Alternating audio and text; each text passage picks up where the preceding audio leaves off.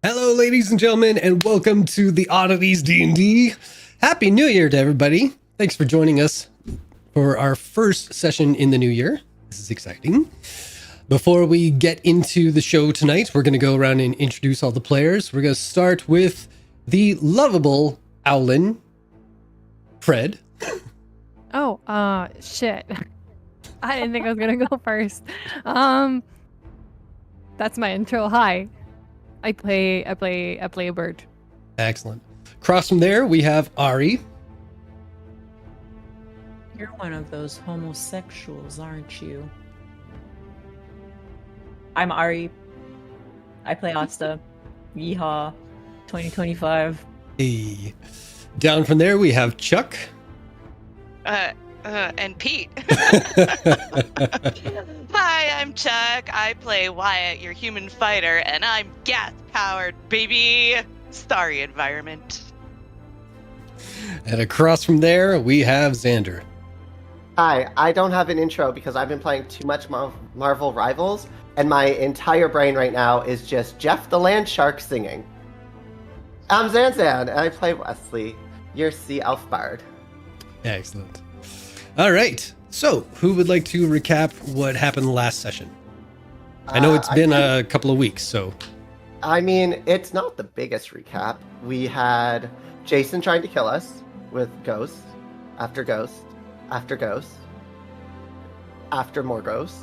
It was great. And then Ghost forward. and then we were like, wait, it's not the tree. Why don't we go find where the little girl died? And so we did. And then we helped her spirit lay to rest, and she let the spirits go. And yeah. And on the way back, we there got was back. discussion. We got a little Wesley lore drop with the cult dissing party. I was not actually there to witness, but did watch on the VOD. I was like, I forgot the dissing party happened. I posted about it in the Discord with the old cult artwork. How dare you? But a very good episode. It seemed like a lot of fun. I'm so happy to be back. Yes. We missed you. I missed you guys. All right. Well, with that, everybody, you reach the outer wall where the town of Marboldor resides within. Stepping through onto a familiar road for the first time in days feels so good. It's about, I'd say, probably mid-afternoon right now. There's a few shops and a few taverns that are open. And you guys do know the way back to home base, but I'll leave it up to you if there's anything you guys want to tackle before heading back to that location.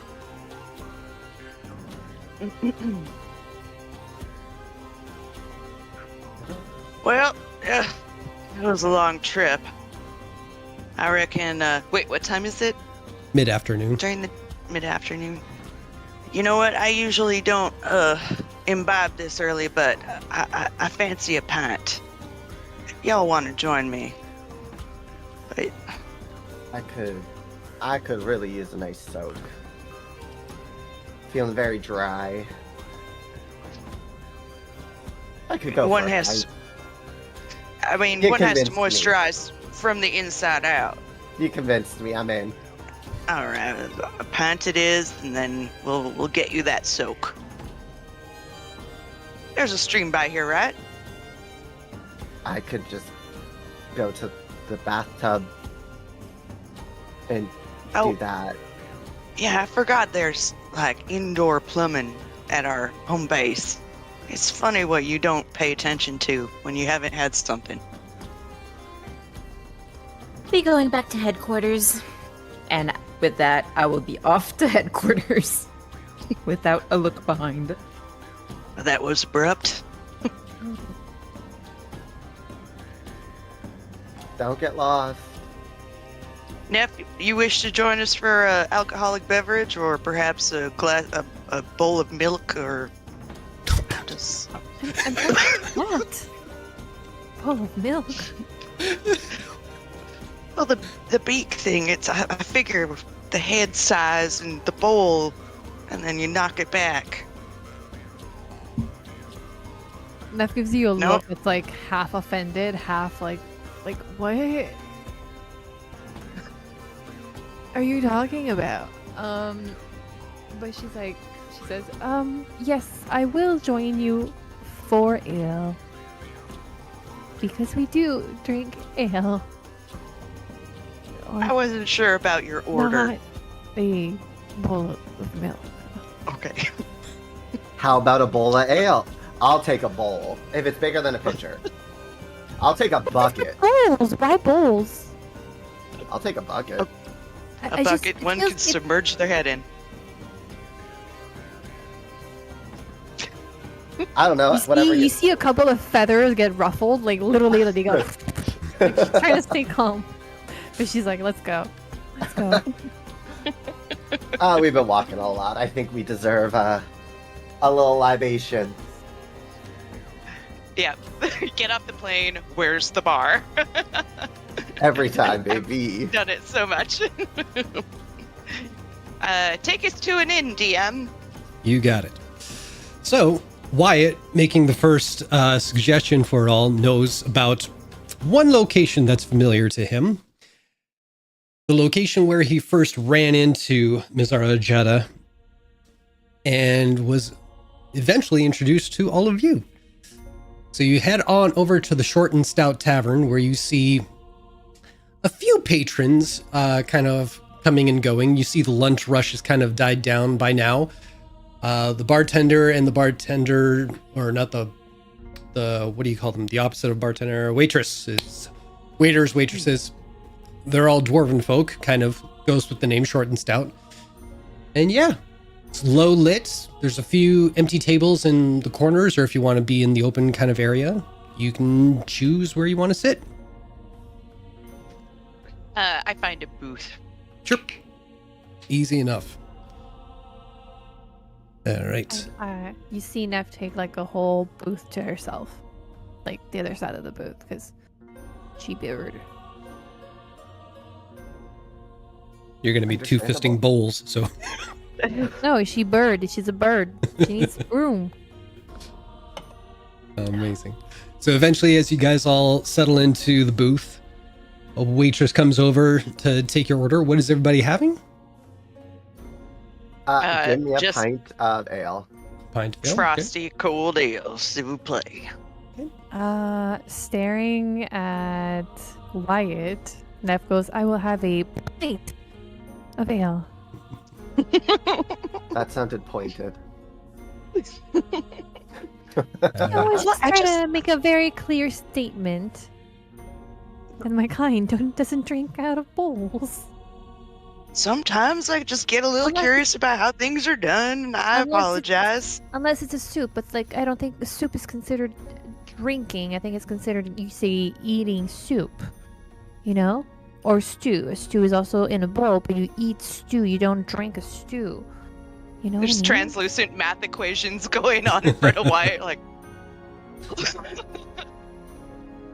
But Eating soup is eaten. I will Yeah. say, having ale out of a bucket is not bad. Well, a Pals and I bucket and back a home bowl- used to do that. A bucket and a bowl are not the same thing. That is true. I feel like a bowl would be a lot messier. Well, I mean, like I okay, suppose. let's try to. And then Neff raises her arm and she orders an empty bowl from the waitress. Okay. How many? Just one? Just one. Okay. Empty, just like nothing in it, please. So before you know it, she comes scurrying back over, bowl set in the middle of the table, not exactly sure what this is for. And 3 ales, excuse me, at 4 copper apiece. So that'll be about 12 copper. I got this. Oh, cheers. I'll just Neff give grabs- 2 silver. Sweet. Neff grabs the bowl and she goes, How do you envision me drinking out of this? And then she literally puts the bowl like in her face, covering her face as if it's a mask. She's like, and you can hear the echo of her saying like, everything would go down. It doesn't work. I can't drink out of this. My beak, it doesn't fit. See, now, I mean, I can sense you're getting testy with me, but in the name of science, you do not have the linguistic lip manipulation that Wesley and I have. So how does one wrap their beak about a glass to make sure it doesn't spill out? Is it, Wyatt?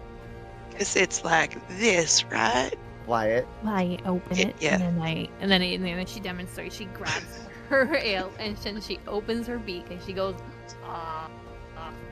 I just want to point out, a bowl is just a bigger cup.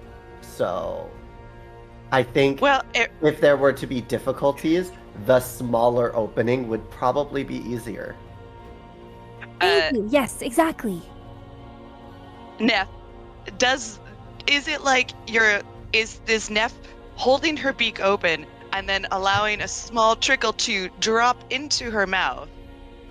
Yeah. Or is it just like throwing it into the face and hoping some gets it? No. The beer is like lifted like higher in the air. The beak is like her head is like slightly tilted, beak open, and then like you know. Yeah. Don't screenshot that. Or do. Or two. I But know yeah, my she's people. also demonstrating with the bowl how it wouldn't work because you can't have like a perfect, nice stream out of the bowl because of the shape and the physics of it. So she's also putting it into her face to see like it doesn't work. All right. I see where you're coming from. I see see now where I'm coming from is wait. there used to be a bird feeder, a bird bowl, which was like a very large regular bowl. He picks up the bowl. And the birds would sit on the edge and almost upside down, put their beaks in, pick up the water with the upper beak, and then knock it back. See, so I was just trying to clarify my confusion. Well, I But mean, you have- I could do that, but it's not very good table manners. And then you can see her like lifting herself up and curving her back to like form a perfect like arch with her head and her shoulders and her back to do that. And she also says like, I don't think this establishment would appreciate me stepping on their booth, but like you can see how this is challenging. Yeah, I see it now. I could not envision it before, but I thank you for Damn, Wyatt. Damn. what? Making her stand up on the booth and everything. I didn't make her. I was just asking a question. I'm not standing on the booth. I'm just saying like it would be more comfortable if I was standing on the booth but also it's not very polite. Right. So Very Owlins primitive. have very good table manners. Well, I mean, I think appreciate everybody- you humoring me. I do not wish to humiliate or embarrass you. My apologies. no, it's okay. It was just an interesting line of questioning. I was just curious, is all. Anyway, Speaking of, how do you use mouths to drink? Oh, we just kind of open them and hope it goes in. you see how flexible and wraparoundable our mouths are? The mustache is bouncing up and down.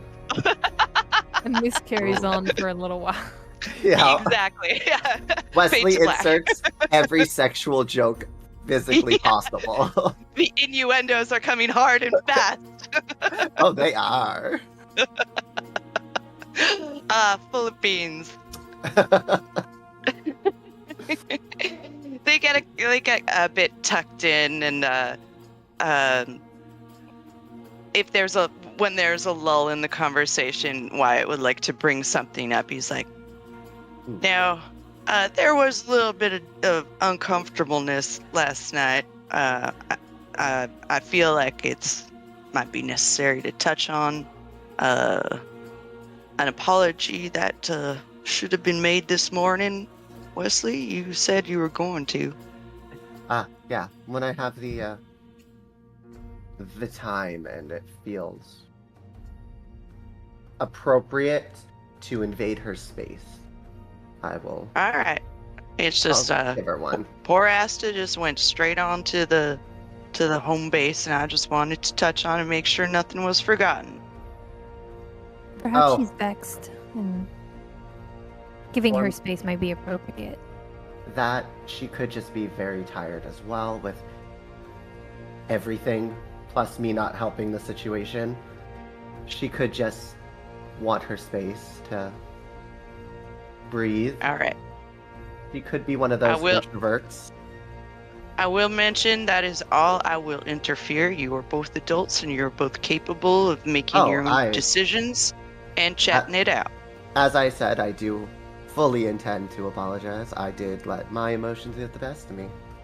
I'm glad you recognize it. Yeah. That you recognize that. I do try. I might not be the pinnacle of outstanding.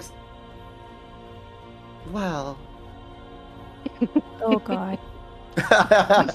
No, I know. I have my flaws. I have my flaws, and I do expect to be held accountable.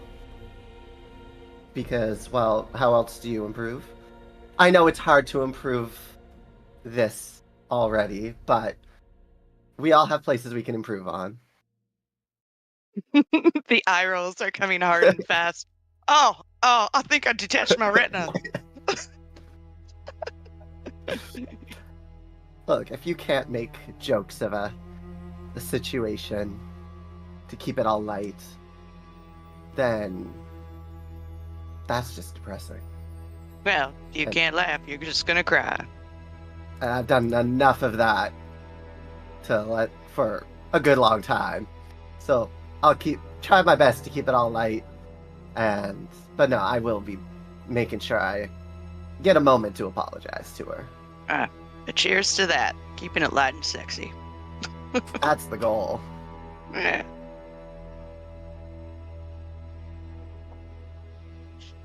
And that's all Wyatt's got to say for the moment. Curtain close. Yeah. I think we'll just all enjoy our drink and just small talk about like, damn, that shit was crazy. Fucking ghosts. It was the girl the whole time. I never would have guessed. I didn't guess. I thought it was the tree. 100% thought it was the tree. Fuck.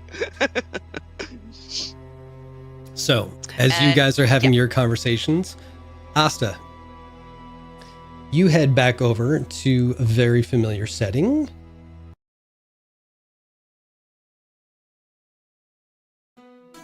Entering in the space,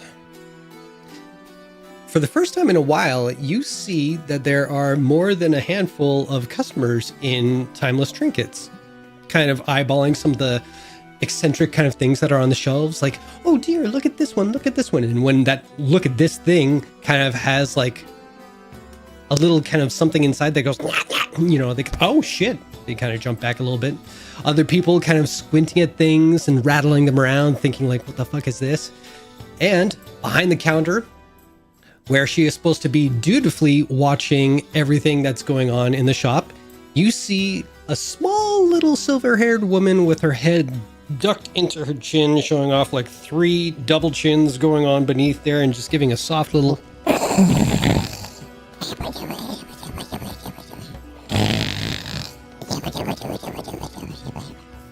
What do you do? I'll dodge some of the customers and I'll just kind of like slide behind the counter and just poke Gam, making sure she's alive. Well, like, she's snoring, but you never know. She could choke. Touch me there. Oh, it's... She just like blushes a darker red a little bit and she'll just kind of like sit on the stool and she'll like wait until someone needs to buy something or approaches her. Well, after a couple of minutes, one person who has like a bit of a stuffy kind of note to them. They've got like that douchebaggy kind of curl of the mustache, and like the dwarven beard is kind of like a little longer version of a Colonel Sanders, you know, comes walking over with his coiffed hair and like bushel of like fluff that goes on like those what are those called again? The ruffles thing? A ruffled shirt. Yeah, so he's got one of those and like some of the floofy things coming out the sides there. And he comes over and, excuse me, would you be willing to part with this for 4 gold less than the asking price? And what is the thing? the item kind of looks like a squat little man with like slicked back hair and like just teeth gritting out like that. And it's just like in this kind of pose, but it's like a golden little idol. Oh, I want one of those, Jason. Oh, I'm afraid that's real gold, and so parting with it for 4 gold pieces less would be quite stupid on our part. Oh, dear me, I didn't mean to offend. What about 3 silver? Excuse Oh, me, no, 3 no, gold no. less. Let's make it 2. My dear, you drive a hard bargain. Ha! And he dishes out 42 gold instead of the requested 46. 44. Okay. I was like, is he trying to swindle me? Math. All right, and I'll pocket it and Pocket it. Yeah, not for the till. Yeah. For you.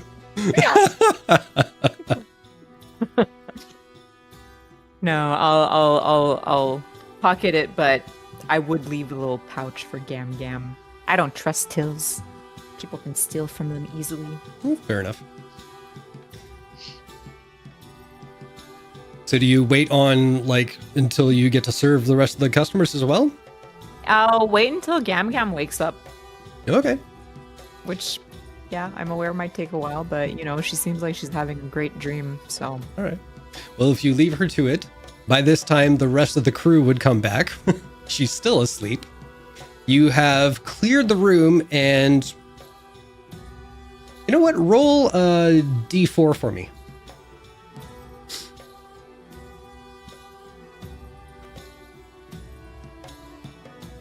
Three. So after your first customer experience, the other 4, you have a bit of a bartering thing with the second person to come up, but then you kind of get the rules of the road a little bit, and you manage to scam 3 of the other people into giving more money than the price tag asked for. So good on you. But eventually, the rest of the crew does enter, and you're all in the same room again. Welcome back. Hello. Oh, I thought you'd be deep in debriefing downstairs by now. Oh, I thought so as well, but couldn't really leave the shop unattended now, could we? And I'll throw a look to Gam Gam, who's still snoring.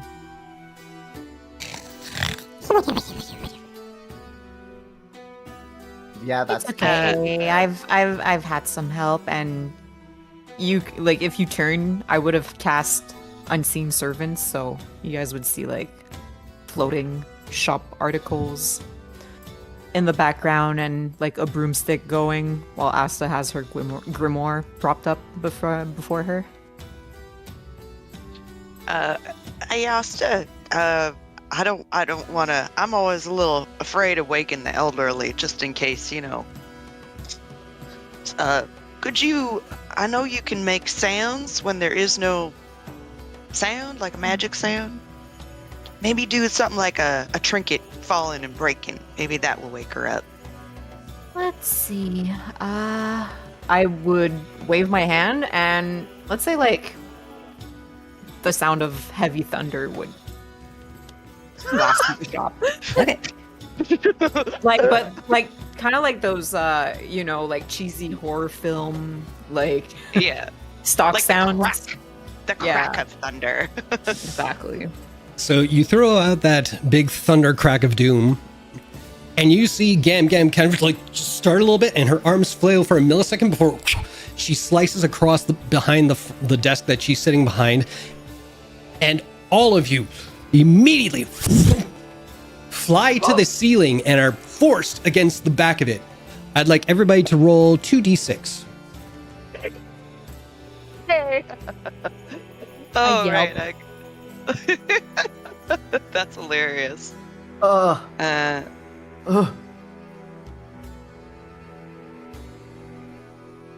Oh, well, there's one. Here, let's get another one going.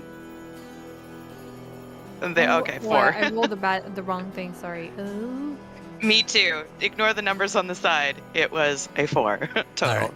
So That's what I meant to roll. Okay. that is how much bludgeoning damage you each take Oh shit. as you are Right. rocketed You from rolled the ground me. to the ceiling. Oh shit. I rolled. Okay. No, I'm fine. Okay, so yeah, I'll take 4 bludgeoning damage.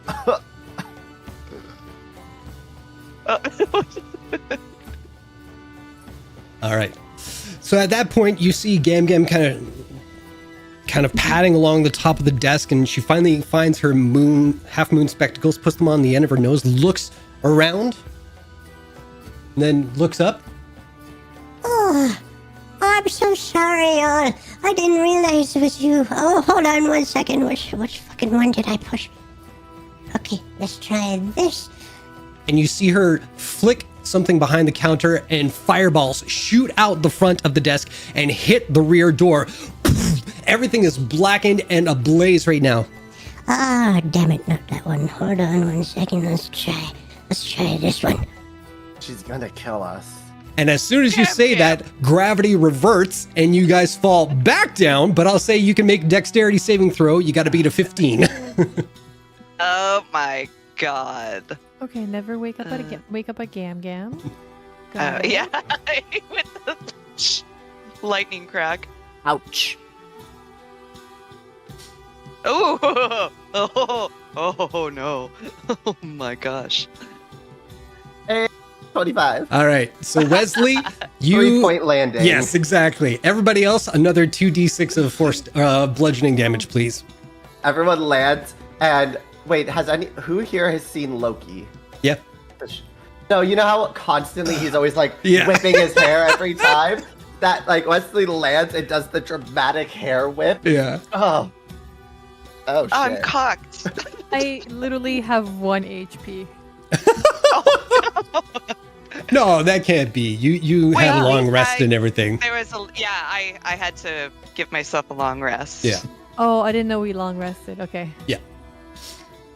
That'd be funny though if she knocked you out. All right. So finally, you guys are all back on the ground. Eventually, you pick yourselves up, and by that time, Gam Gam kind of waddles her way from around the desk. Oh, so sorry. I'm such behind on my beauty sleep lately. It's just taking a toll on me. Oh, I'm so sorry. Let me help you up. Here. And she reaches out a hand to each of you. Anybody Whoever- who wants. What's that? Wesley would help someone else up. All right. She's not helping at the moment, just to make, Wesley's more nimble than she is, so it's a little easier for me to help others. So anyone who does take Gam Gam's outstretched hand, she helps you up to your knees because that's as far as she can go. She's a very short woman. I've gotten up to sitting. Welcome back. It's been a while since I've seen all your faces. You look very chipper for, just taking a flight of fancy, as it were. What brings you here today? I think we would like to head down to HQ. Oh, that's right. Okay, one moment. While I fish out the button back there, could someone put out the fire at the front door there for me, please, and thank you. Oh hell! Takes the hat off. Starts whacking at it. As A as floating you do bucket just kind of like floats over. Wesley will and just shoot a dumps gust of wind, just to. Oh, you're changing everything. What are you doing? Don't do that. There we go. That's They're a good. priceless artifact. You shouldn't toy with that. They are. Priceless to me. Thank you. Just put that back where it was. Gam Gam, while you were well asleep, I did keep an eye on the shop for you, and I do believe we've made some profit. And Oh, I'll that's hand over good. the Not little many pouch of people do coin. come around here these days. Not many buy things, unfortunately. So that's wonderful. Well, thank you. If you ever want a second career, you just let me know, and we'll get you some hours and some shifts up here. I might consider it if I get bored. Wonderful. All right. Well, one moment here. We're just gonna get the stool up and there we go. Oh, I'm not as young as I used to be. And then she grabs the mighty probe that is sticking out from the cherub and cranks it right up so he's kind of urinating in a higher arc. And the whole kind of statue rotates. The elevator shaft down to home base appears for you all. Gotta word it that way. Yeah. We'll head in. Thank you, Gam Gam. All right. No worries. All right, everybody. Have a good trip. We'll see you soon. Before Wyatt goes in, he just stops at Gam Gam. He's like, Gam Gam, what did you do before you were a shopkeep? Oh, well, I was a hairdresser at one point. It was good work, but once you cut a dwarf's hair, you have to go through so many scissors. They're so thick all the time. They just break the scissors. And they all want the same kind of look, just keep it long, keep my beard trimmed and do the braids and all this kind of stuff. It got very boring after a while. So then I became a dancer. And that was quite entertaining for a good little while. But the tassels, my nipples, they're so short. The tassels, they don't stick to the body as well as you would think. And after a while, they just chafe so much, it's not worth the money. You gotta get better tassels. Exactly. Or at least some better glue. Oh, the body glue, super important about the quality. Woohoo. And is hairstyling or dancing where you learn to throw bodies up onto the ceiling? Oh no, that's part of the desk. You see, I have all these little etchings that Miss Jeddah put in there for me, just in case there's some rowdy folks that come into here or people who are trying to get into the elevator. I just touch one of these buttons and away they go. Wow, that's interesting. Yes. That is also very good to know. They do all different things or just right up to the ceiling? Well, that's the first time I saw that one. I didn't know I could do that. And the fire one, whoosh, I gotta put a little sticker on that. Don't do that again. But there's about 6 or 7 of them, I think. So, it's a surprise every time, let me tell you. Well, that's very good to know. Thank you, Gam No Gam. need to explore them all today. No. I'm dedicated to my nap time. All right. Should we lock up? Oh, no, I'll get that. You don't worry yourself, Peach. You just go on down there and I'll take care of everything outside. Okay, you have a good day, Gam Gam. You too. And she gives you a little pat on the butt. Oh, she's fucking hot for Yep. it. She may have been trying for a high five, but...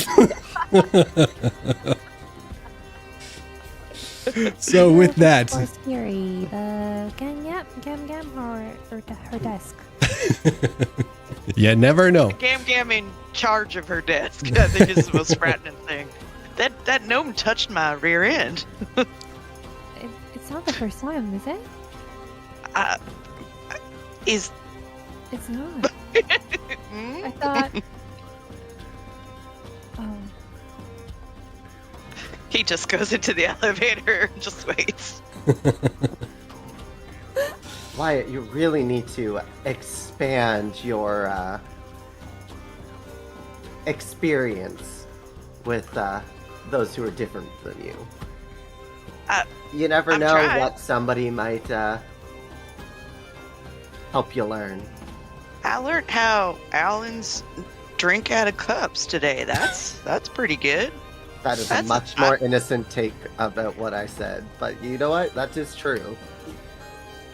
Speaking of afternoons, how was yours, Asta? Fine.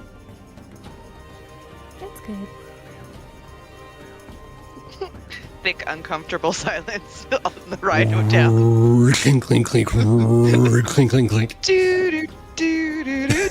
Anyone else feel like this thing is gonna kill them? Yeah, every time.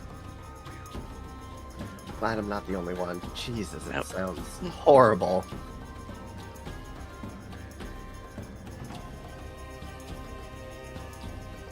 Oh, I'll hit the button. The button. I thought that was all on Gam Gam's side. Jesus Christ. Eventually, the gate opens one more time, and you guys all see before you the familiar surroundings of the Oddities home base. Exiting onto the main floor, you can see in the far end the staccato kind of flares of the blacksmith shop hard at work. You see the frosted windows of the greenhouse. You see perpetually closed door of the local arcana expert, and the kitchen is wide open. You also notice that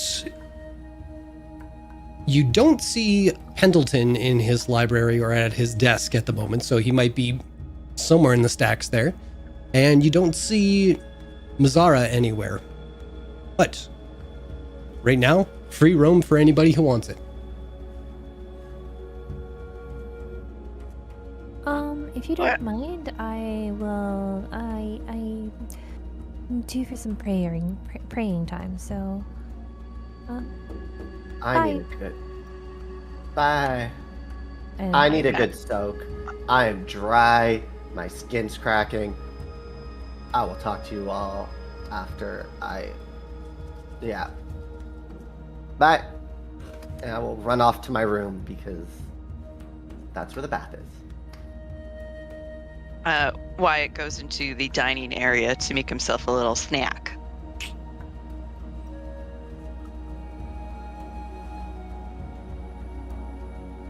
Asta would head back to her room for now to, like, study up. And now that she knows that Mizara's expecting mission debriefs and recaps, she's kind of, like, gonna prepare for that too. Okay. That was Wyatt's assumption. He doesn't know.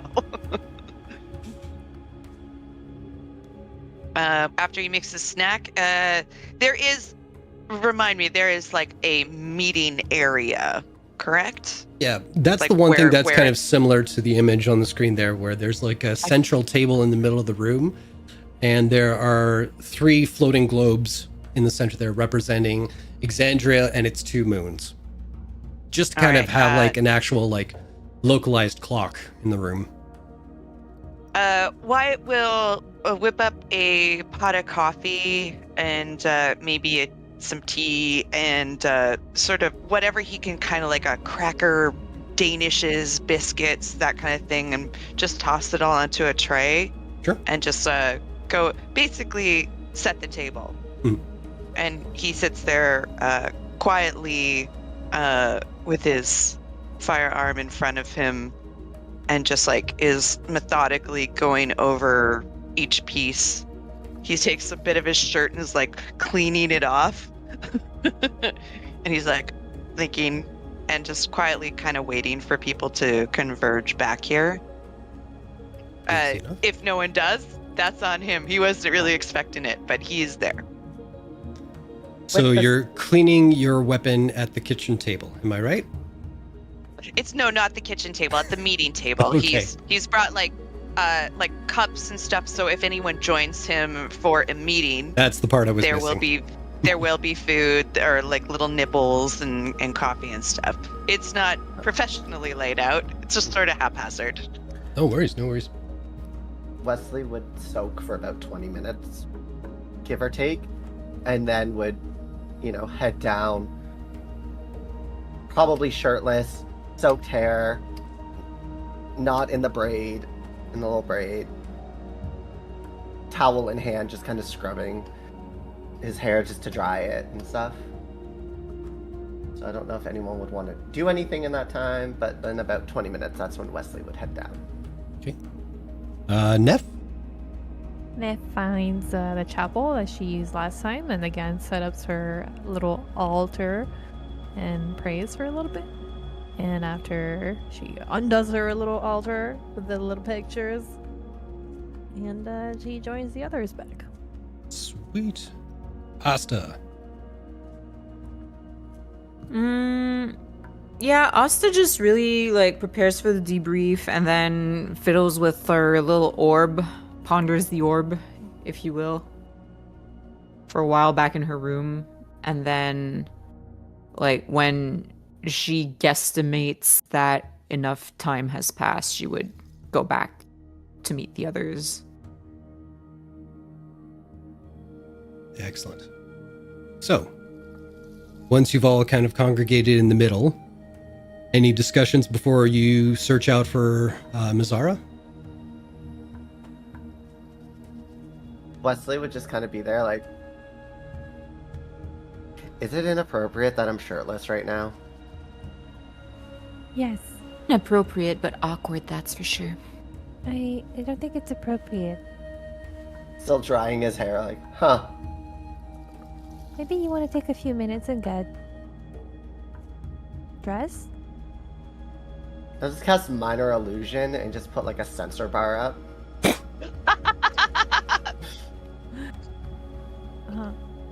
The coffee's here, I'm sorry. It's still really warm. If I leave, it's gonna be cold. Somehow that seems more inappropriate. Like you're more than shirtless. And now drawing attention to it. He shrugs off his dirty jacket and like tries to offer it. It's like just filthy. Dusty. I just washed. Oh, Yeah, well, but- sorry if you don't want to. I appreciate it.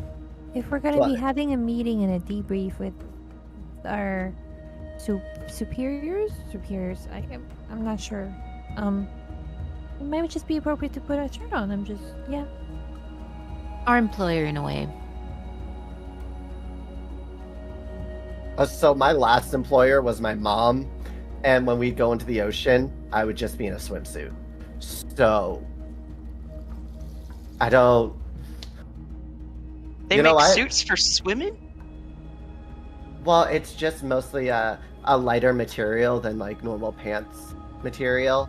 So that way it can dry out easier, it doesn't get moldy, it's easier to clean, the salt doesn't like build up as much on it. Well, I ain't never been in the ocean, but I mean, a suit for swimming? It's just it's I- more like I ain't long laughing at pants. your culture. It's just a little It's strange just- to me. So if you picture more fitted leather pants, but more lightweight. Not Yeah, I like can a picture heavy it. leather. I do not understand it. Yeah, that's fair. I mean, if you haven't done it, it's just so you're not going in the water naked, but you're also not risking your everyday clothes to mold, salt, Are bacteria. fish known to be offended by nudity? No, but usually, as a guy, if you were just pantsless Oh, around people, just- they get like. Usually, people Yeah. are fine with a guy that's shirtless, but when they're pantsless, they have issues. So it's to Yeah, keep you a bit more modest and keep that whole region covered. I heard about a guy swimming in the lake by the village, and there was snapping turtle, big mother that used to live in that lake, and Oh, he struck fear into the heart of many fellas. I tell you what. I had heard his tale of when somebody was out doing some fishing in the open waters. He went to like wash himself up. He didn't have anything on to protect himself, and apparently some big fish came and clean off and swam away with it. Yeah, I ever since hearing that, anytime I went in the water, pants on. That's all very interesting and educative, but can you go put a shirt on? Right. Yeah, I'll Wes, make you sure might you as go well. see. I'll go. Thank you. I'll go find Mazara at the same time, and Leslie will like wrap the towel around like his chest Yeah, and tuck it in, and just walk away, rebraiding his hair. Find Masara after you put a shirt on. Time management, baby. Sometimes it's better they just learn on their own. Yes, he is an adult. If he wants to make a fool of himself, he certainly can. Oh, that's all making a fool of not just himself, but all of us. Just let it be for this time. Wyatt seems more amused than anything. Yeah, I'll head off to try to find Mazara. So I'll start trying to check out like each of the like specialist rooms to see if she's there. Okay. So, shit, I forgot the name. My drinks. Drinks. I'll start with the arcane users room. Oh, that's the I have it written Frankenstein. Oh, where are the names? Soleil. Soleil. Niraza. Yeah, found it. Frankenstein. So I will. Sorry. Yeah, I will check out Soleil's room. Okay. Like, knock on the door, and if it's open, I'll just slowly push it open. It's not open. Okay. So as you try to push it open, you feel resistance. Okay, I'll just do the knock. Finally, it does. You do see the handle kind of unlatch itself and pull itself open. Peering inside, you do see Soleil kind of looking over inquisitively, and just Mazara standing beside her, looking over like nonchalantly, like, Hi. 2 things. Well, 3 things. We're back. We're at the meeting room table if you want to talk, Mazara. Sorry to interrupt. They asked me to go put a shirt on, so I'm going to do that first. So that's the 3rd thing. But- Appreciated. All 3. I'll be out in a minute. Cool. All right. I'll close the door behind me and run off to my room. okay. Grab a shirt. Before too long, the rest of you see Mazara stepping through the door and just whispering a little something to Soleil before she closes the door behind her. Well, welcome back, everybody. Hopefully the travel home was not very exciting, I hope. Not the trip home, that's for sure. Well, that's good. All right. Well, we'll wait on Wesley, but once he's down here, hopefully you guys can give me the details of everything that went down and what you learned. I know the before details, but I don't think we touched base with the aftermath. So, Oh, we did touch base with you after the whole thing was somewhat wrapped up. like I said, we touched base on everything, so why don't I just shut up now?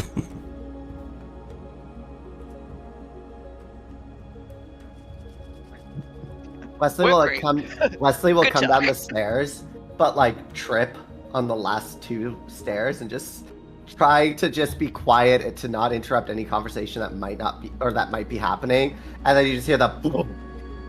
Jesus, fuck. You good? Maybe. Sorry. There might be Hi. a nail sticking out. That's not on you. I knew I wasn't that klutzy. Hi, sorry. All right, well, come join us.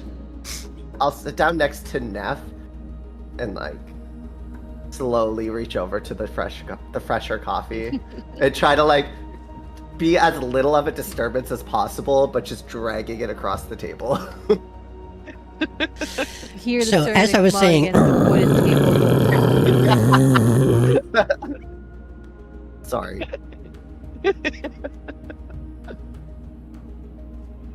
As we were saying, Glunk. I was waiting. I wanted to go for it.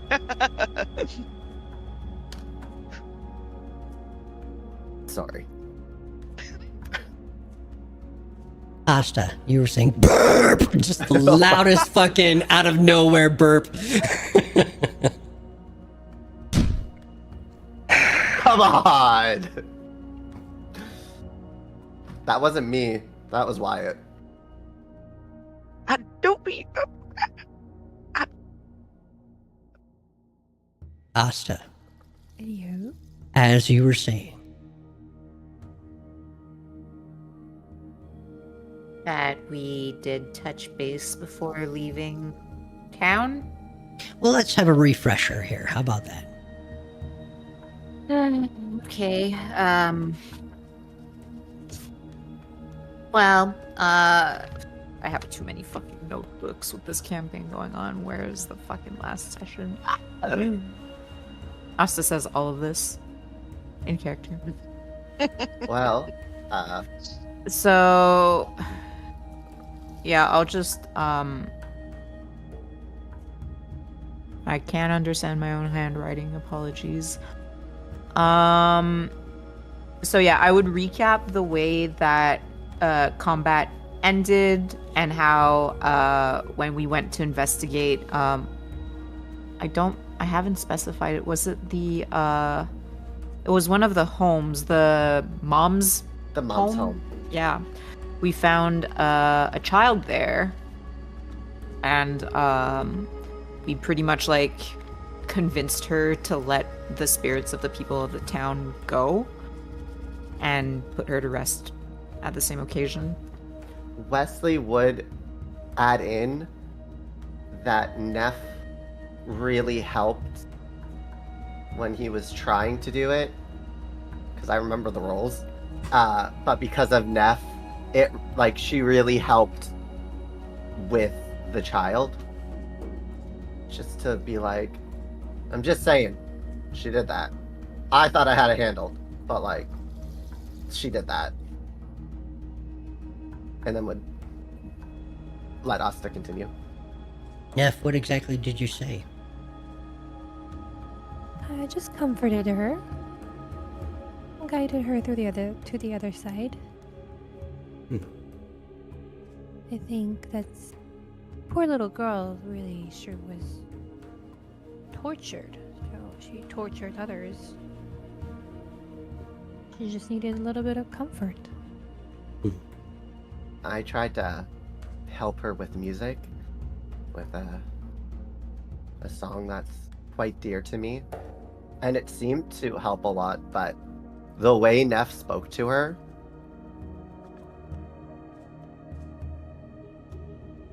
I was impressed.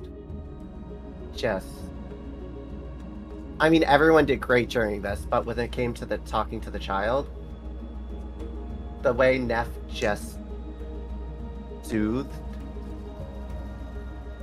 the spirit and everything, it was very impressive.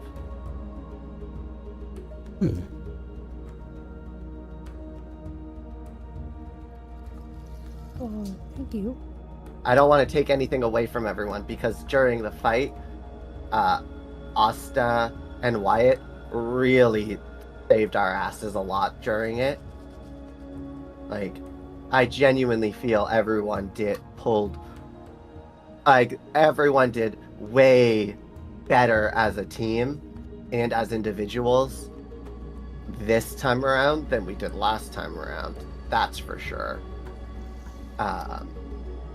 But I just really wanted to point out, since I know Neff's is more of the quiet one, that when it came to it, she really pulled through. Well, it's good to know. Both about young Neff and the growing trust you have with each other. That's good to hear. So jumping back to this child,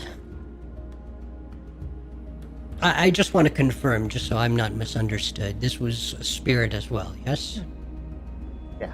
Alright. Or maybe a poltergeist, or maybe some other kind of spirits, but That's what- Yeah. You're on the same track as I am right now, just trying to decide how to specifically categorize this. I think,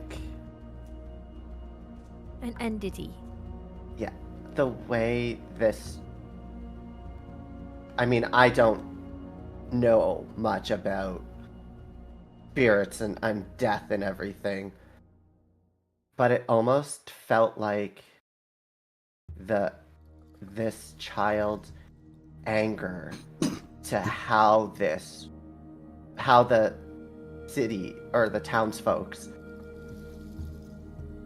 decided to deal with the druid, for even though the druid did all they could to comfort the child, that the rage of it is what kept the child's spirit around, and that it it seemed almost like this child was so angry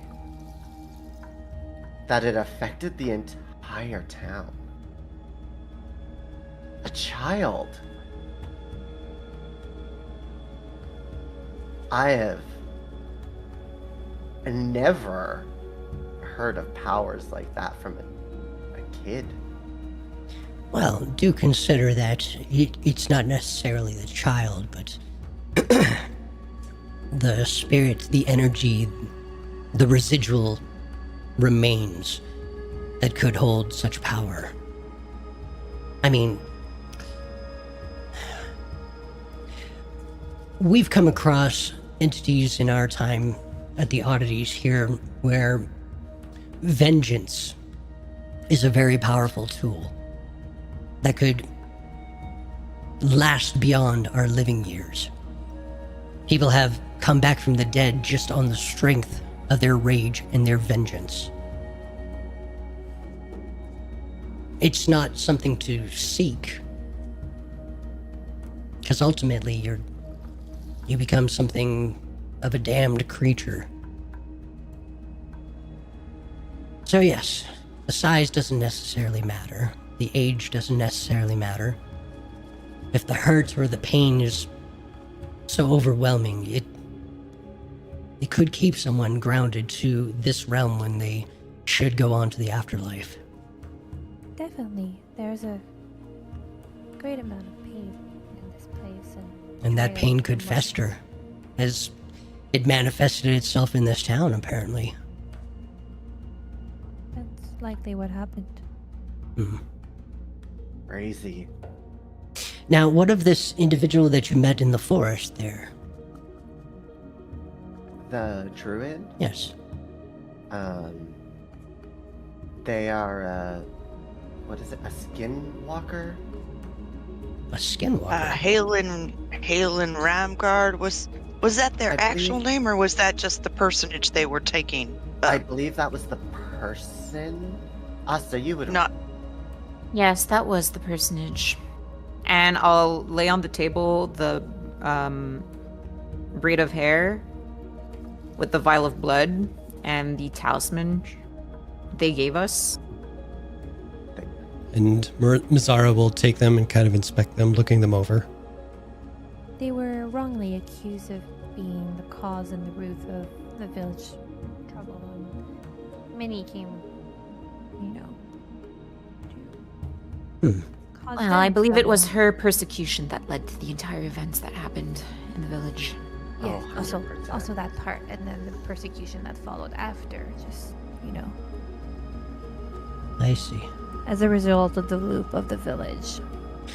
Now, this vial with the hair, this was the device she said to use to contact her, is that correct? It is correct.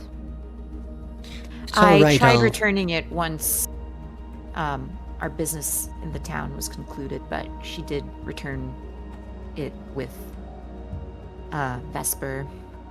So I do believe she wants us to keep it. All right. If it's all right by you, I'm going to hang on to this personally. Not on my Uh-huh. person, but I'll know where to find it if we need it. I have to say, we were still are strangers, and at one point I asked them for a little bit of advice, kind of out of the blue,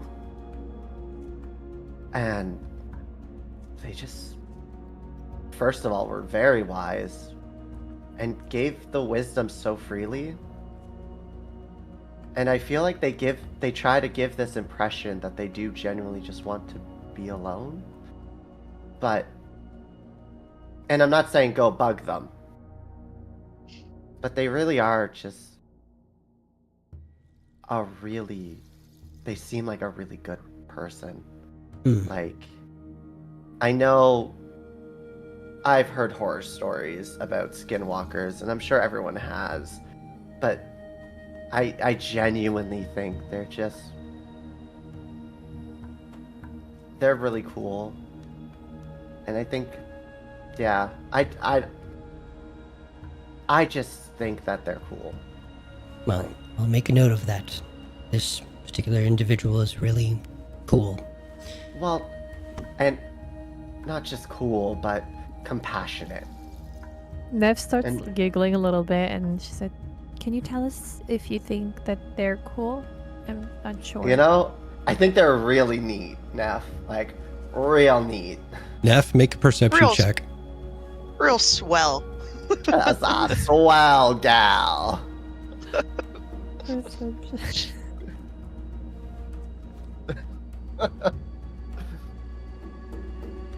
17. So as Mazzara goes to secret away the little talisman in her coat pocket, All right. If not written, it'll be mentally. This person is and she looks over at you, Neff. really cool.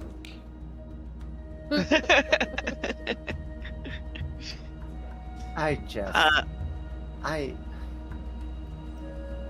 I know the oddities are not ones to look at people who are different and persecute them for it. I just think I just want to enforce that they are, in my opinion, a good person. And I stand know. behind that statement. I don't fully understand everything the oddities do, but if it comes down to it and they need assistance, I personally would love to make sure we can assist them. That Archdruid had all the power in the world to make those people pay for what they did. In the end, it wasn't her or them, it was one of their own. Yeah. So that kind of restraint, admirable. Things to consider, things to unpack. But I don't think Oh. we'll be using this particular device lightly. Maybe if there's great need, then we'll look into it. But we'll give them the Speaking peace of that they look which, for. I would hold on to the talisman if you need to send any other members of the oddities into those woods. That, I believe, would protect them. All right, good to know. Speaking of the woods, do we have anything that would secret us there? Yes. Yeah. We have Uh, we have stuff. All we have right, a bunch of stuff. let's make note of that. What all do we have? Who's got the bag of holding? I think it's Oh. universal. Yeah. It's sort of whoever. We have the Gamilda had requests, correct? Yes, we have everything Gamilda asked for. Yeah, we got the red moss. It is red and mossy. These We could- truffles are a little bit questionable because they are from the forest itself. It is spooky. We It- got Spooky truffle. Got it.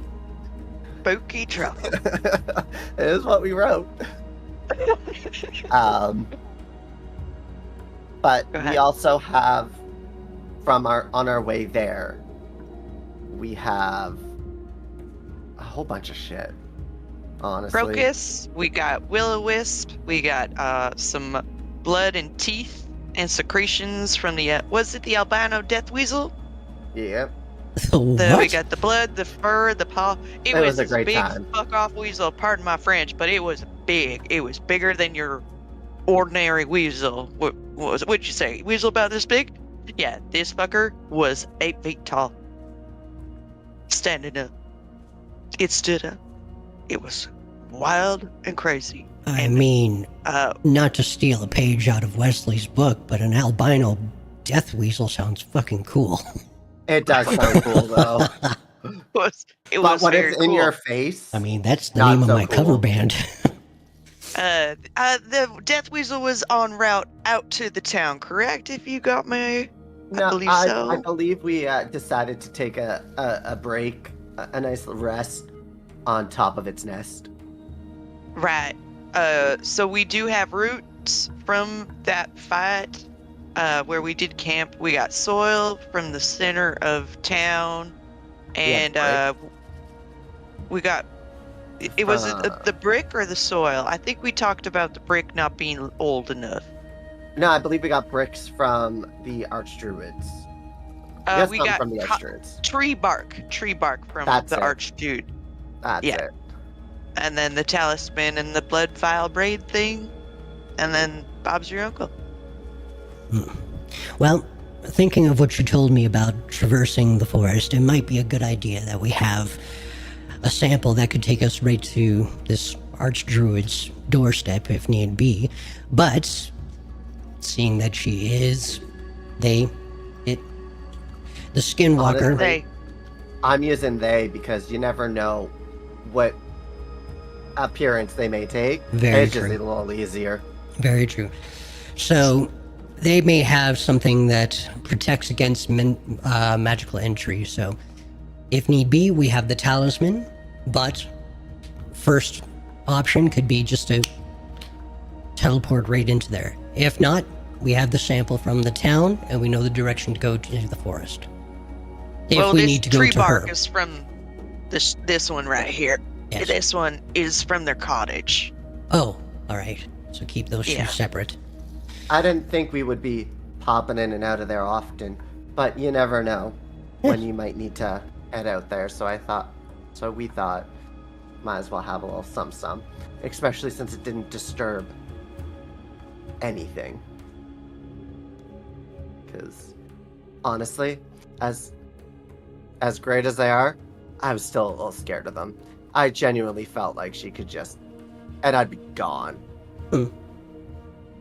It's a fair assumption. Which is good skill to have. You all might find yourselves in a situation that is way above your skill level. There's no shame in running away.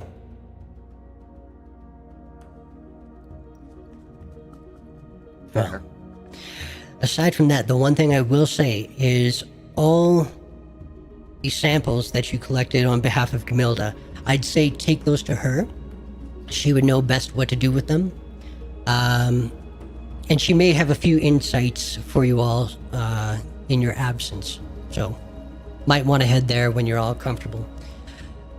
Before we disperse here, is there anything else on anybody's mind regarding what you experienced or anything amongst yourselves?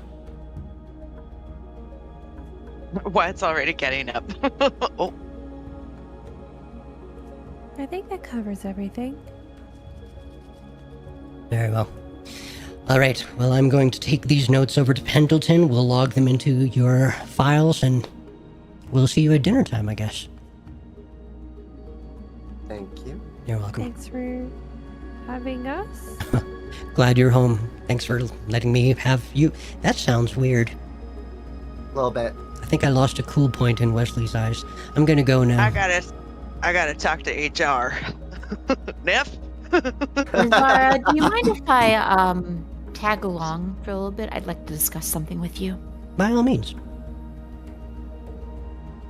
So the three of you are left to figure out what you'd like to do.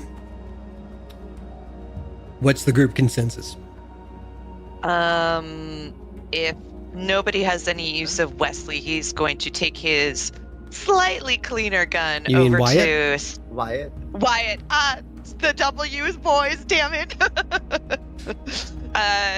Take the gun over to Stig. Mhm. Yes, and have her look over it and just talk shop. I'll head over to Camilda. Okay. If you wish to join, Nev. I If will. not, cool. Right on. All right. So, first one, Asta. You and Mizara head over to Pendleton. Just as you're about to go into the thick of the maze of books. Something on your mind, Asta? Yes. Let's just cut to the chase. I don't think I'm very cut out for group work. How so? Well, it was brought to my attention yesterday that perhaps my social skills aren't as good as I thought they were, and Yeah, I don't know. I just think I'd be much more of use back at headquarters, if you'll have me. Well, I'd love to have you anywhere. But I will say this. This may come as a surprise to you, but you are a very brilliant individual.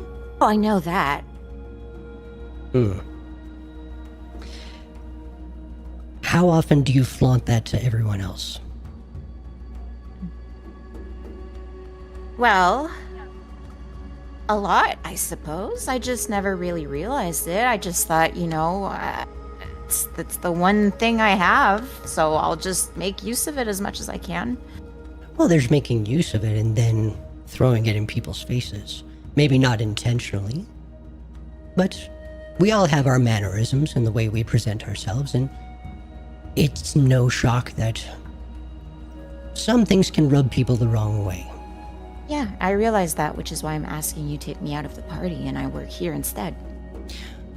Here's my second part. If there was something you didn't understand or you didn't know, but it intrigued you, would you learn about it? Of course. So what's stopping you from learning how to become more of a group person? It's a challenge, and it's not going to be an easy road. Well, I guess what stopped me until now is that it never really interested me. Back at the observatory, I was seen as someone exceptionally clever, but left to my own devices for the most part. And there's no reason why you can't do that. But I will offer you this. Alone, we can only do so much. Eventually, we're going to have to rely on other people. Because there are things that, even where you are with all your brilliance and all the resources that you have at your disposal, even myself, there are things I don't know. The only way I get to know these things are by talking to other people, communicating, growing a relationship, growing trust. So, right now in this moment, it may seem like you want to run away from things that are challenging, or not your cup of tea, so to speak. But if you think of it as a learning tool, something to test these waters, you'll only grow better for it. And I'd be willing to suggest that if you learn things about yourself that you can change for the better, for yourself or others, that is a skill and a tool that you can use in the future. And I don't think you would learn that just by staying in the headquarters. I understand that. I understand all of it. It's just... yeah. It feels like there's something particular on your mind that made you suggest this. Is there anything I need to be aware of? No, not particularly. So do you Listen, think I'll give it one last shot. All right. But if this keeps going south, I want you to take me out of that team, all right? I'll do what I can. Thank you. You're No. welcome. I'll follow her in just to assist with the record keeping. So as you guys are logging this information with Pendleton, outside, we have Wyatt. Wesley? Wyatt? Which one? The old one or the hot one? Right. Oh, so Wyatt. Yeah, I'll leave you to guess which one I'm picking up. Wyatt, you head over into the furnace there. And you've got your baby in your arms and you're trying to get the attention, but you don't quite catch the eye of Stig as she's hard at work in the furnace there. So you walk in, and what do you say to get her attention? Your little conversation teared me up. Oh. That was very cute. I've had that conversation with my mom. Oh. It's adorable. He does it feel safe to try to get within eye line in the forge? Mhm. And as soon as you He's do, going to Sorry. yeah, as soon as you do that, you hear a silent.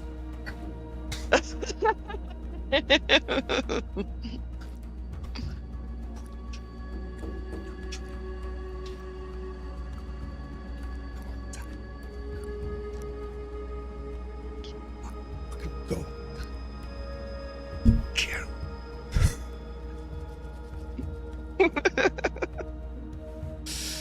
All right. So, as you finally get the hint and you go outside, you see her. You see her adjust her mouthpiece and her earmuffs and everything. Heads outside. Jesus H. Christ! There's gotta be a better way. There's got to be a better way. We gotta put up like some sort of light. You just push a doorbell thing or something like that. I guess, like, I mean, a light. It's pretty bright in there with all the fire and whatnot. Maybe Or maybe we can make Maybe it like- a strobe light or something.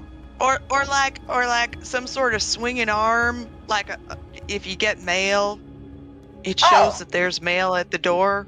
Maybe. We'll work on it. We'll talk. Well, workshop that. Yeah. What's up? Anyhow, I just wanted to go over how this baby performed out in the field. Oh, yeah, how'd it go? It's a goddamn monster. That's what it is. I love it. Oh, you had me worried there. I thought it fucked up or Oh, something. this thing decimates what I aim at. I think the only thing I would have an issue with is sometimes I forget about the reloading, but that'll come with time. Well, that's a user issue. That's not the manufacturer. Yeah, exactly. I think I just gotta be a little faster with my mitts. Oh, there you But no, she performed great. I was worried. I'm worried about jams, so I wanted you to have. I cleaned her best we could, but maybe you could go over it in a bit more detail with me. How to maybe. This feels almost wrong to say. Maybe take it apart. Show me Nothing wrong how with it that. works. Don't ever worry about that. Come on, we need to know how these things work in order for them to fix them up. Like if this thing ever cracks, like if the barrels go or something like that, or if the hammer doesn't draw it back as quickly as you want to take it apart so you understand the nuts and bolts of the whole thing so you can slap it back together and fix it, like if there is an issue. Because I can't go with you on all these missions kind of thing, right? So you want to be able to like field dress this thing. Right, and I also wondered, what if the topic of swimming came up, and that got me thinking, what if it got wet? Is that going to warp the wood and then throw everything metal out of whack? I don't Or know if do you you want to put a- worry about the wood so much as the powder. Oh, the powder. Oh, right, because Yeah, because it's flammable, right? So if it's wet, you can't really start a fire. And if you don't got a fire, you don't got firepower.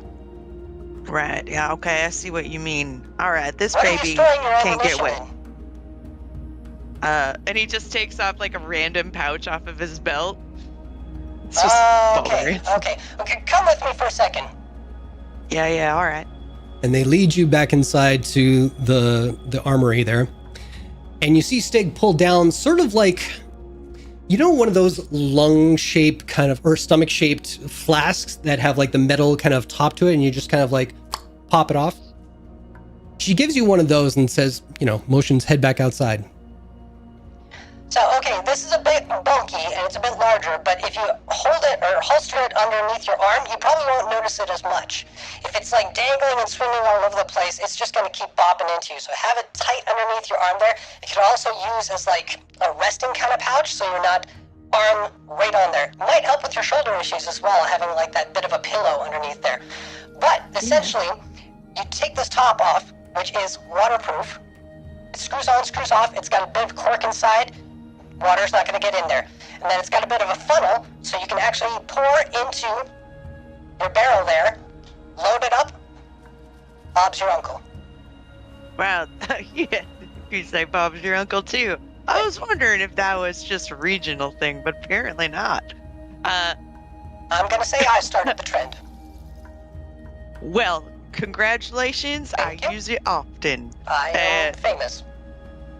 Stig, that's some damn good thinking. You got quite the brain on you. Quite a pair of hands, too. I really appreciate it. Well, this one I technically can't take credit for. This is an idea I kind of lifted from somebody else without paying for the blueprints. Speaking of which, if you want, I can show you the blueprints for this thing so you kind of know how it goes, how you take it apart and how you put it back together. As long as you're patient with me, Oh, show me a that's couple fine, times that's how fine. to do it. Well, I mean, you sometimes- guys don't have anywhere to be right away, right? I hope not. Right. But we fought ghosts. Okay, we're gonna talk about that. How about I grab the blueprints, we'll go back to the table in the center there, and we'll look over the blueprints and you entertain me with some ghost stories. Well, I'll do my best. Fuck And he yeah. starts to think in his head, and was like, how to do a ghost? Ooh. How do I make it scarier? And I'll say you wait for Stig to go back into the silent room before you test out your woo voices.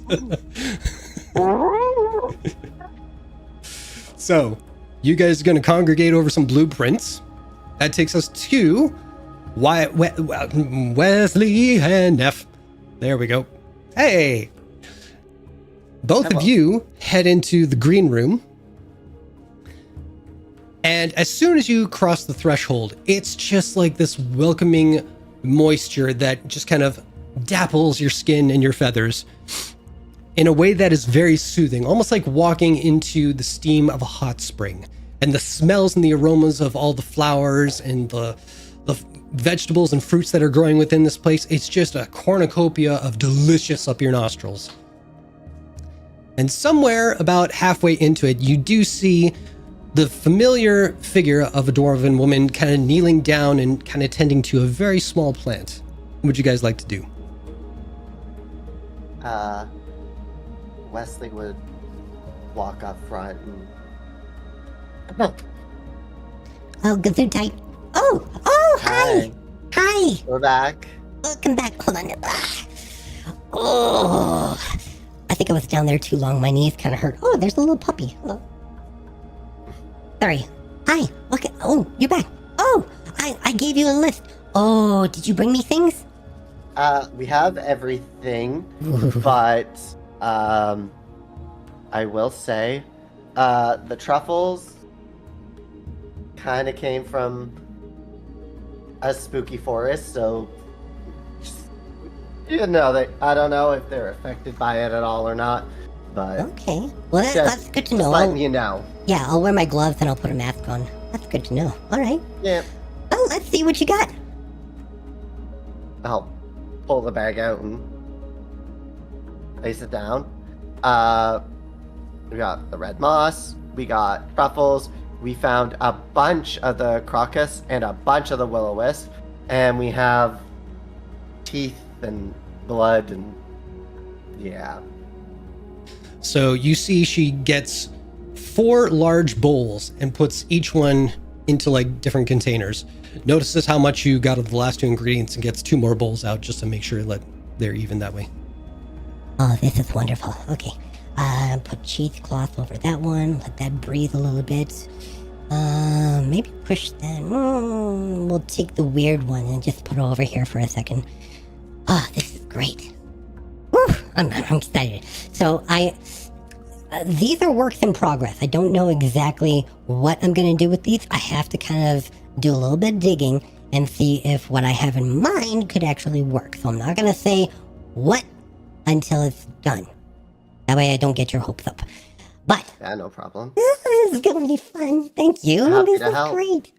I don't know if Mizara told you, but I did a little more work on that, what's it called? The slimy creature. What did you guys fight the first time around there?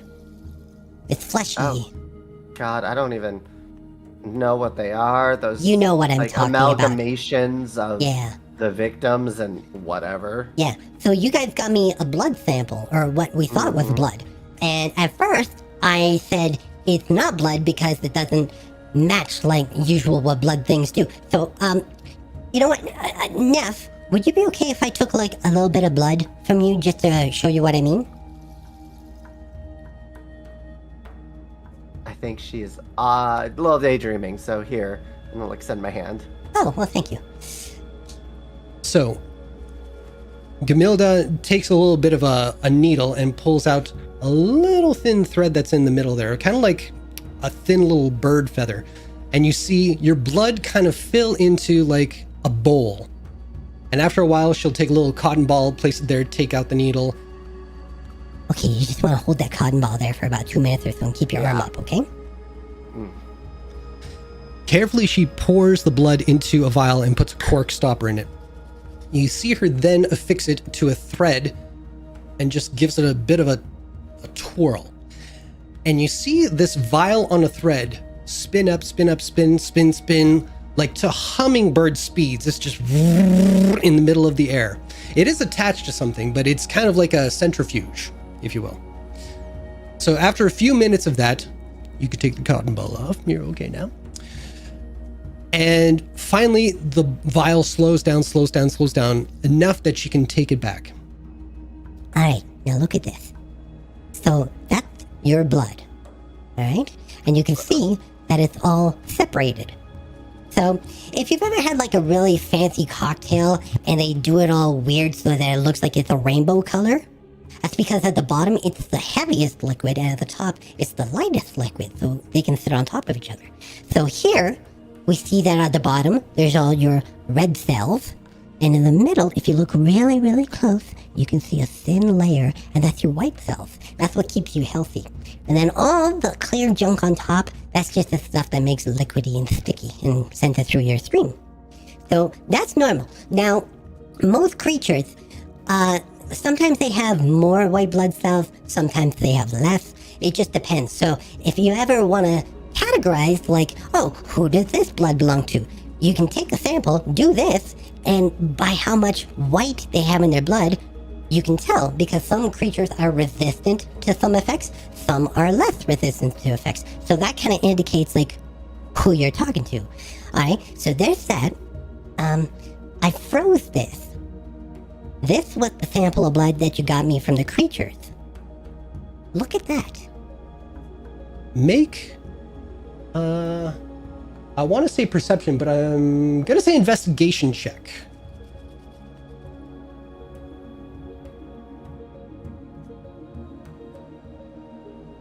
This is some forensic files shit right here. Oh, gross. Gross forensic shit. So, Love it.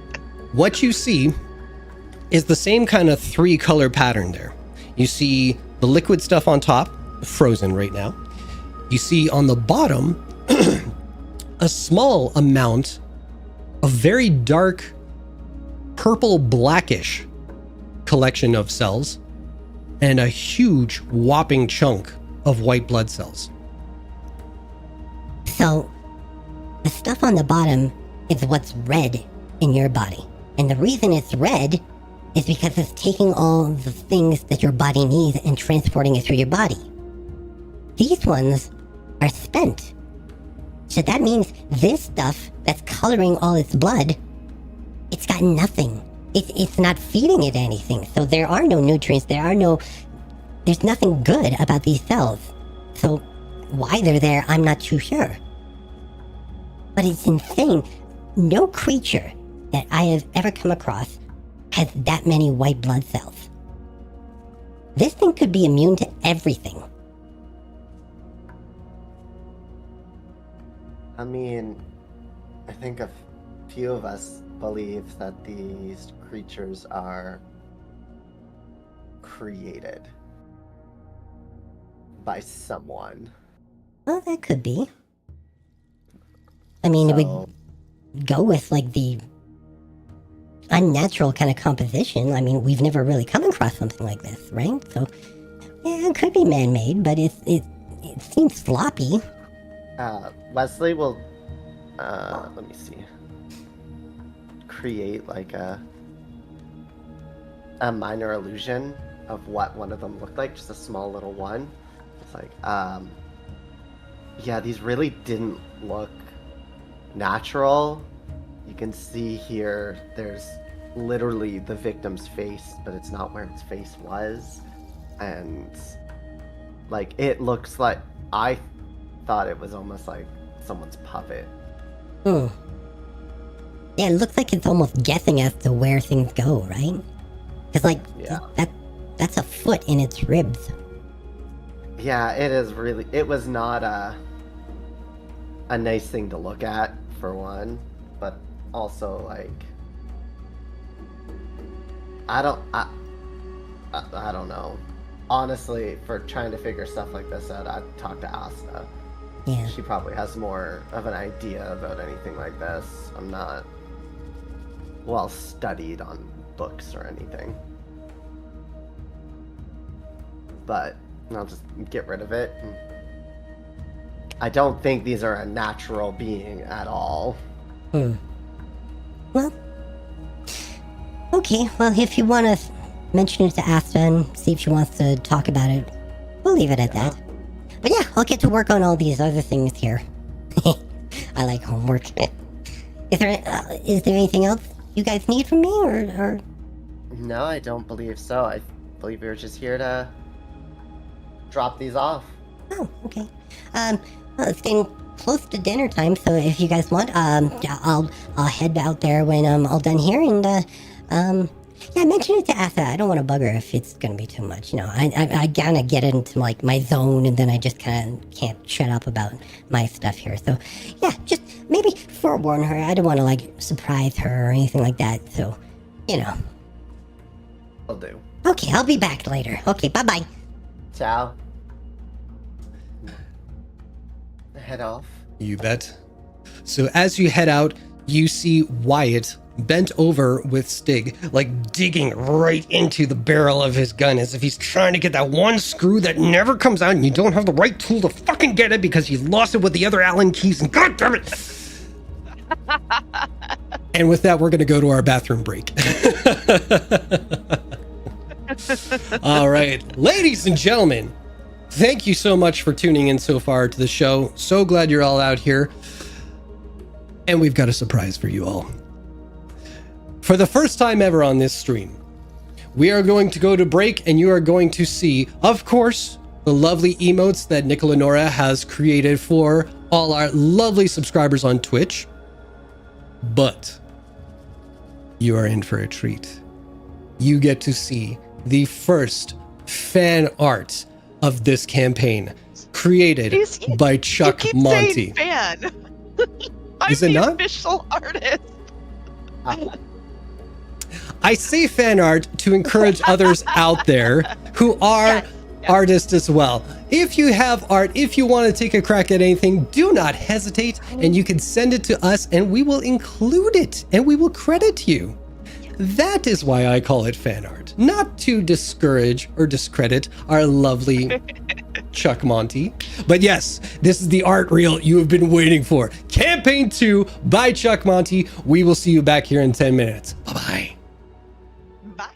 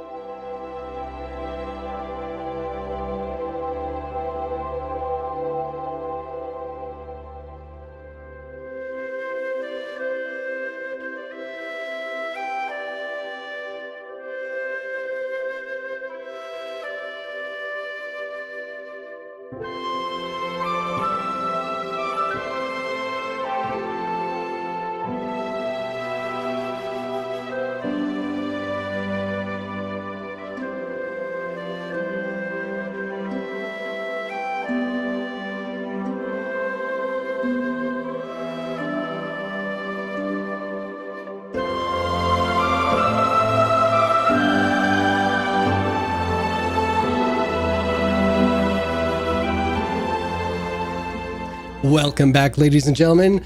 Hope you had a good pee. And everybody is at the round table at home base of the Oddities. Dinner is being served up. I think... Who among you feels that they would be helping in the kitchen this time around? Wyatt. Oh, sorry. No, what'd you say? I'll shut up. I said, like, I would send, like, 1 or 2 unseen servants to help out. There you go. That's perfect. Yeah. So between those two, and I'm probably going to say Soleil would probably secret her way into the kitchen and start doing some fumblings and fundlings kind of thing. Fundlings? Hey, that's a word. I thought to say the word fingerings, but that's... And so I said fundlings instead. That sounds like fondling. Yeah. Insight to my brain, ladies and gentlemen. We have a brand. Yes. But before you know it, you have set among you some honey glazed ribs that are spiced up with a few herbs and spices.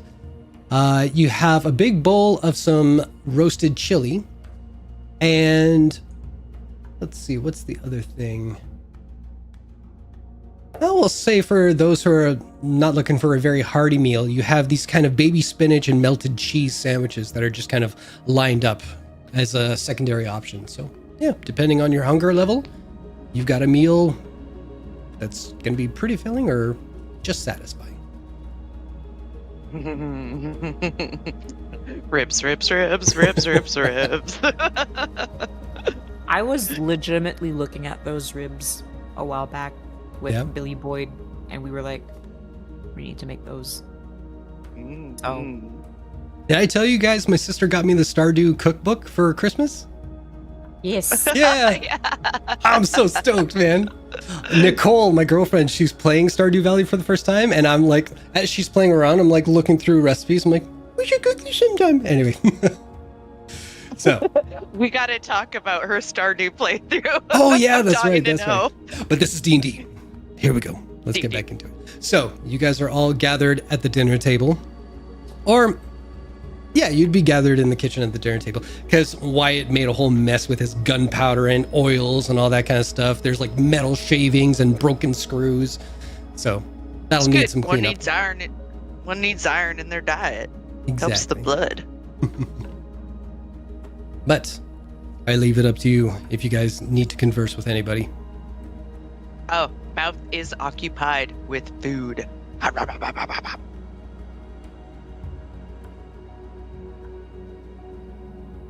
Nom nom nom nom nom nom nom. Nom, nom, nom, nom, nom. Big big big big big big big big big. It's just peck, peck, peck. So, Nev, Yes. noticed you've been disappearing somewhere every time we come back to headquarters. What's that about? Well, it's really important that I pray.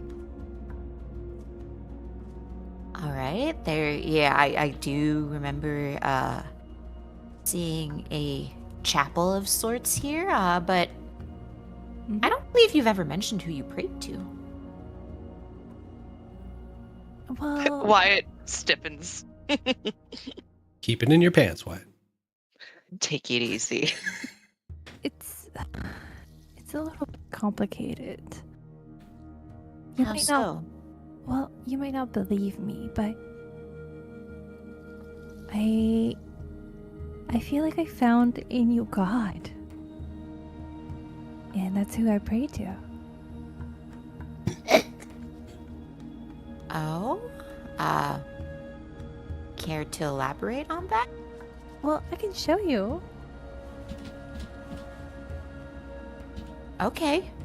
Nif opens her book, and it's literally.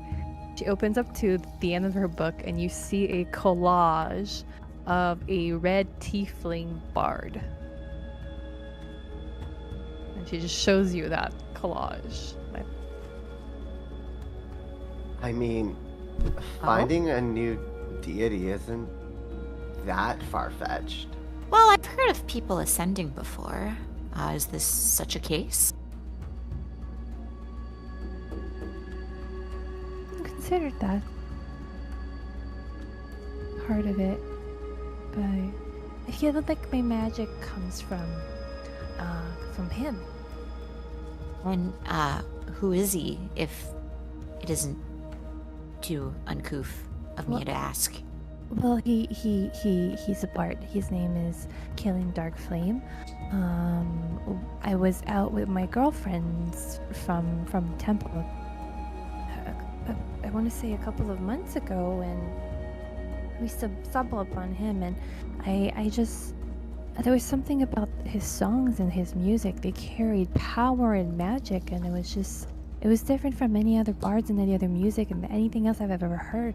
There was something powerful and magical, and that's how I knew that this was not just magic, that this was divine intervention.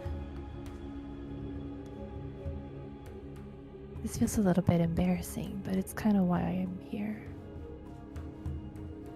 And you can see that, like, Asta is making a very conscious effort right now not to, like, instantly cast any sort of doubt on Neff's words. And she's like, Okay. I mean, I've heard tell of people really saying that, like, music and arts have given them a much more spiritual reaction than anything else has before, so it's and I mean, kinda make no makes mistake, sense. I'm not some crazed innocent girl. Like I've been in the temple for quite some time, so I'm quite akin to these. I feel like I'm you know, attuned So to these kind of you've things. So converted then? Is that... You've converted gods? Because you mentioned being a cleric for a while, but you started worshipping this killing. What was it? Kevin Blackfire? What was it? Dark Flame. Killing Dark Flame Yeah. for only a few months, correct? Yes. Well, officially I haven't converted. My temple doesn't know. The high priestess doesn't know. As far as she's concerned, I'm just, you know, serving our temple. But yeah. In my own heart, though, I feel I have converted. I think these things are not quite black and white. Well, if you've converted and you still make use of your divine magic, then by all means, logically, this goes to show that this Killing Dark Flame, was it? Might actually be a god. That's exactly what I feel is proof that he is a god. Because otherwise, if he was not a god, then my magic would be completely gone. I would have no powers. I would be completely, I mean, not useless. Not saying that people who have no magic are useless, but you know what I mean. Yeah. Oh, Okay. I'm sorry. Am I oversharing? Oh. Well, no. I asked the question. You're just answering my questions. That's all. You're fine. Huh. Neff, does this make you happy? Oh yes. And it helps us. So I'm happy. I'm happy for you. There's nothing more exciting than discovering something and being the first. I mean, I don't want to. We've briefly discussed before. We're in a place where I don't think anyone's going to be bothered. But what church did you belong to? I guess currently, but what was your previous worship for?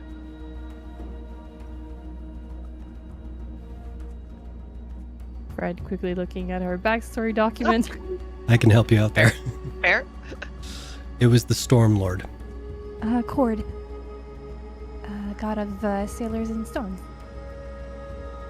Oh yeah, heard of him. Heard utterance of his name whilst was on the sea. I mean, he's very popular in Damali, so it's kind of a default. I don't proclaim to know much about religion or how powers are imbued upon their followers, but again, if you're happy. You see like a big smile on her and like anime shoujo eyes.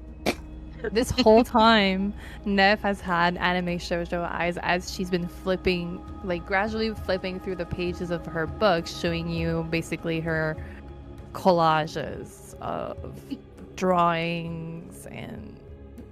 Oh, about that it. one's quite suggestive, isn't it? There's no suggestive drawings. Is he sporting side pipe or is that just a trick of the shadow? Oh, I think that's just my poor drawing skills. I'm sorry. I'm not quite the artist. I feel like have any of you seen the movie Turning Red? Like she has drawings of like they're just... Anyway, I'll shut up. It's just making me think of that. Thank you, Xander. Well, considering, is this going to conflict with your position? What do you mean? I mean, is the Storm Lord gonna come for you? I mean, is he? Why would he? I mean, I don't know. from what I've heard of things in the past, it's usually not the followers that a deity would go after, but if jealousy or anything would to come, they would go after the new deity. Well, maybe we'll keep stum about it. But I mean, if this person's powerful enough to keep giving, Nefer powers, I'm sure he's fine. I don't think there's anything to worry about. Plus, Cord is a pretty benevolent god. Well, you never know. I've heard tales of,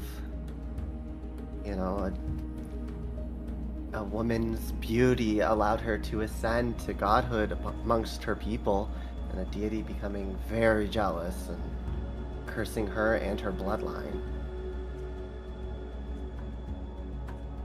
I find the tales I've heard, the more active the god, the worse they seem. Active in the manners of us down here. Well, let's not forget that Cord is also the god of warriors in battle and warfare. So, well, those are part of his domain. But again, as I said, if he's able to keep giving powers and gifts to Neff, then I'm sure he's fine. Well, that's Because if her powers are coming from him still. Could be coming from this tiefling bard. well, no, sorry, God, that's by what I means. mean. If Oh. the new deity, Neff's new deity, Hmm. is still allowing her to use powers and such, then I'm sure he is more than fine. Because I'm sure that is no small feat of strength. I'm just wanted to add in the 2 cents of what I've heard. I think it's not our place to dwell on godly affairs too much. You know? In a way, I think I was chosen to discover the dark flame, and whether that offends Cord or not, that's something that's going to be between these two gods. You know? Not to be abrupt, but I'm gonna excuse myself. I'm gonna go take a bath again. The meal was delicious. Thank you. And Wesley is gonna get up and take his plate to the kitchen and opt out. So it's Why as watches it? well, Why watches them go? That's gotcha. So it's as you head towards the stairs, you see the gate to the elevator open, and you see a very large individual step through, dragging a carcass of a very giant animal.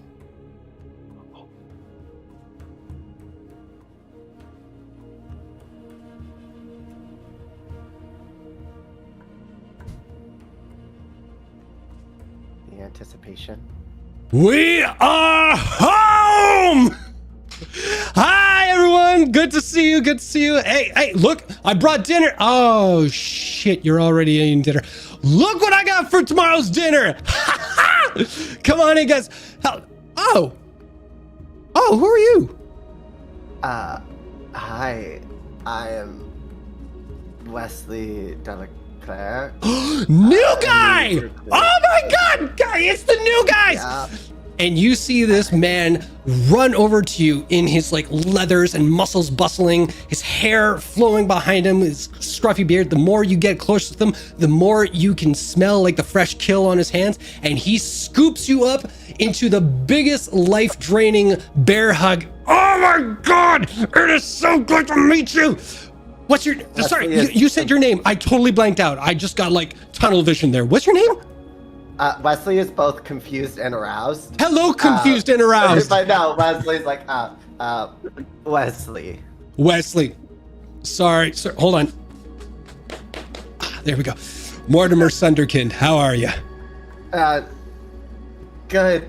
I was just on my way to my room, but good to meet you. Good to meet you too. We're gonna catch up later. You go do your thing. I'm sorry, I interrupted. Oh, you're good. Thank you. No worries. Wesley's gonna scamper off. Scamper, you do. Oh, hello everybody else. Hi. I'm Mortimer. I'm gonna meet you in a second. I'm just gonna bring this into the fridge. Mazara, is it okay? It's gonna be a bit of a clean. I'll clean it up. We'll clean it up. We'll do it. I'm so excited. And you see this man drag this carcass, leaving somewhat of a blood trail behind him as he goes along. And it's a beastly like flank. Like, you ever seen those like ribs that like the Flintstones start off with at the drive-through? You know, it's like that size. It's enough to tip over a caveman car. So he's just dragging it along. Following quickly behind him, you do see a halfling with white pale hair and amber colored eyes, with green leggings and a few like nature-esque kind of garments across her shoulders as she follows him, just kind of like giving a polite nod to each and every one of you and like waving to the ones that she does recognize. Behind her is a heavily cloaked individual. You can barely make out the features, but you do see a little bit of a pink nose and some furless skin around some fanged teeth of a tabaxi, who is dressed in shadow, quickly following, not making eye contact with anybody. So those three go off into the kitchen and start hustling and bustling, trying to fit all this meat into like the fridge there. It's too wide, so you see the larger individual, this mortarer person, just crack and put him in there, crack and put him in there. Is Mortimer a human? Mortimer Or is a something human, bigger? a very large human. Think Hugh Jackman. Asta would have gotten up and like drifted over to the counter and like kept an eye on the whole freezer stuffing situation and using Presto to like clean some of the messes as they go. Oh, you're a magic person. Oh my God, you're a godsend. Thank you so much for that. That's a big help. I'm sorry, I didn't ask your name. Who are you? Oh, well, I do believe the godsend is the cleric. And I'll gesture to Neff. But my name is Asta Starsinger. Pleased Hi. to meet you. Mortimer Sunderkin. Nice to meet you too. This over here, this is Midge Frecklediggle. And over there, that's Hush. They don't talk so much, but they're a good person. You're rad. You're rad. Hey. They're kind of quiet, but hey, nice to meet you. I would shake your hand. I'm a little gross right now. I made that mistake with your friend. So sorry. I don't think they're much of a... Presto his hands. Well, shake my hand now. Hey, how you doing? Good to meet you. Oh, that's awesome. So how long have you guys been here now? I will tell him the exact number of days we have been here. Wow, Like that's the hours and very seconds. precise. Wow. Well, that's awesome. We're Alpha Team, by the way. Sorry, I should have mentioned that as well. Hush. Yeah. Hush. Oh, Alpha Team. Yeah. Yes, Mizara did mention you a while Yeah, she back. mentioned you guys too. Oh. We were on the All the good road, things, so I hope. I think we just kept missing each other. Sorry about that. But we're here now. Hey. Neff will whisper to us. I'll be like, "Do we have a team name?" I don't believe it's been decided yet. Oh, There's been some, yeah. That's okay. You don't gotta do like what Mazzaro throws out there. I know she kind of gave us the option of like beta or omega or whatever, and we just kind of settled on the Alpha Team. But I mean, when you're on the road, you're oddities. Here, you could be, you know, whatever you want. I'm trying to think of something creative, but my creative brain is kind of like out to lunch right now. So Yes, we had brainstormed the option of being Team Alpha Wolf, but seeing as you're Team Alpha, that might lead to some confusion. oh, I so want to give you Alpha Wolf. That's badass. Wyatt just mutters under his breath. Is like, well, next to that would be Betamax. Betamax. Omega? Team Betamax. Omega I'm Wyatt, Tiger. Mr. Okay. Oh, I'm sorry. I was getting too excited. I had a brain idea and just came. Hi, say it again. Mr. Wyatt. I'm going to remember that. Mr. Wyatt, I'm Mortimer. Nice to meet you, Mortimer. Nice to meet you too. This is Midge Frecklediggle, and that's Hush over there. He doesn't talk too much, but he's a good dude. You're a good dude. Yeah. Mr. Hush, or Mrs. Freckledigger. And you see the little gnomish girl the halfling girl look up at you. I didn't catch that. I'm sorry. She said it's a pleasure to meet you too. Oh, likewise. I'm not familiar with that tongue. But It's our hometown language. and you're from the surrounding area? Kind of. We're a little ways away from home. You know where Hupperduke is? Yeah, Stig, the blacksmith mentioned Hupperduke. Yeah, so- I have not had the chance to delight in its city. It's a good time. And you see him kind of look over at Mazzara Jade for a second, or Mazzara Jeddah. And then he kind of bites his tongue. He's like, it's a fun town. But yeah, so we're from Buckdale. It's just east of Hupperduke. It's a little hobbit kind of town, you know. Buckdale, you say? Mm-hmm. Oh, so you are kind of local, but just not immediately local. Yeah, we're both like from the halfling village. Right. And I have to say, you're pretty tall for a halfling. You're sharp. Yeah. No, I'm adopted, so. Oh yeah. Yeah, my parents are halfling, but you know, it's all good. It's all good. We'll talk. We'll talk. I'll give you the rundown. For sure. Well, welcome home, Team Alpha. Thanks. It was a good time. Oh, Masara, we got something for the seller. And you see Mazara kind of perk up a little bit. I guess it's time. Well, you all sit down and enjoy your meal for a little bit, and then we'll attend to matters at hand. So, what's for dinner? Oh, we had ribs and a couple of side dishes as well. Ribs seem quite I small missed now. it by that much. Oh my god. Well, you can have some of mine. I couldn't eat the entire plate. No. It was forward thing. It was like serendipitous because I brought ribs. You guys made ribs. It was made to be, you know? Let's eat. And you see him just kind of stomp over towards the dinner table and start heaving like just entire spoonfuls of just ribs. He's all about the protein, this guy. And then you see Midge kind of settle up behind him and just stand on the stool that you guys are all sitting on and just taking little bits here and there. And you see Hush just kind of look over everything and then walk off to the blacksmith's area.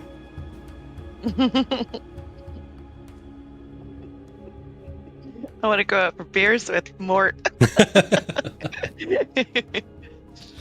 So, after they've all kind of settled their plates, they sit down, and I don't know if you guys were still eating or whatnot, or if you guys were finishing up everything, but if you want to talk, you can. If you want to do whatever you want to do, we can cut to that too.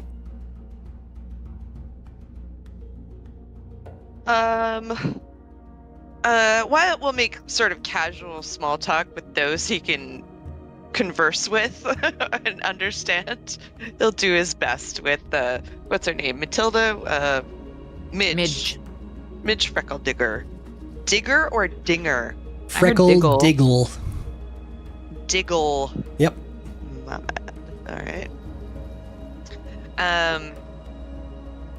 But soon he'll sort of excuse himself. As it has been, they showed up this morning. They got day drunk. You know, it's been a big day. And he'll excuse himself and head over to Wesley's room. Unless there's anything anybody needs him for at the dining table before he does so. All right. He'll just go to Wesley's and just sort of give a little knock, knock, knock. Through, and it's like, Wes, you hear the voice, but it's muffled. You just hear, it's unlocked. Are you clothed? Have I'm you laying put your face nipples down on my away? pillow. What was that? I'm laying face down in my pillows. I But- have not soaked in a bath yet. That is an evasive answer, but I will take the risk. And he comes in. Wesley's Are you closed. clothed? Yes. Okay, good. Wesley's closed. The bath is not even drawn yet. He's just, I ain't trying to be nosy or nothing, but you did, admittedly, you said not to be abrupt, and then you abruptly left. Is there anything on your mind?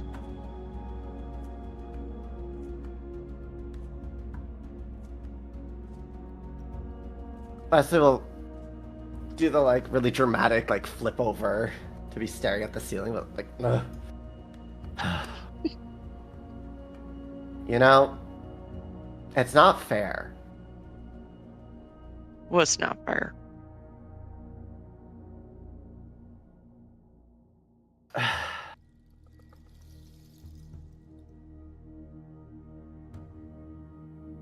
Don't vague post me. Hearing about how one god can be new and not feel the wrath of another when someone so close to you has had their entire life ruined because others worshipped them as a god due to jealousy of the deities. Like, what makes this asshole so special that he gets to parade around like some fucking amazing deity and he gets ignored, but my mom just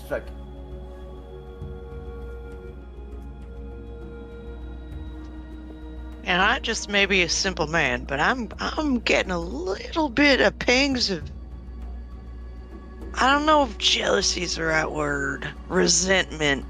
That's what I'm looking for. it's not fair. It is. When has He anything been fair? I'm so sorry about your mother, though. I realize I kind of scoffed before I asked about that. been through a lot. Is going through a lot. She not only helped lead her people, they worshipped her as a goddess well before I was born. And she had to leave her home to protect herself and her people. We're cursed. We're a jealous deity decided, no, you don't be like this. I'm sorry, I'm getting a little bit of a Yeah, almost a stuttering effect from your conversation due to some unknown god interfering with the radio waves of some Yeah. sort. it's Discord. Yeah, I'm getting that. Okay. So to reiterate, your mother was worshipped as a goddess by her Yeah. people. Someone took umbrage with that, and she had to leave them, take you along to Before I was born. before you was born. So you ain't never even met your people. That's right. I seem to recall that you said it was just you and her. Yep.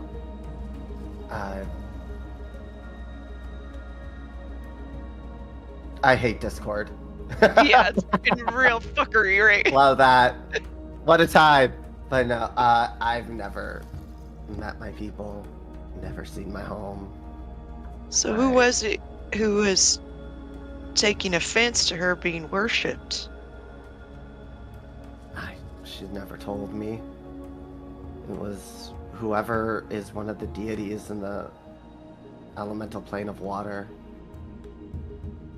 And you said there was some troubles with pirates and a Royal Navy. Was that the same folk, or was this No. a separate incident? My mother got cursed by a jealous deity.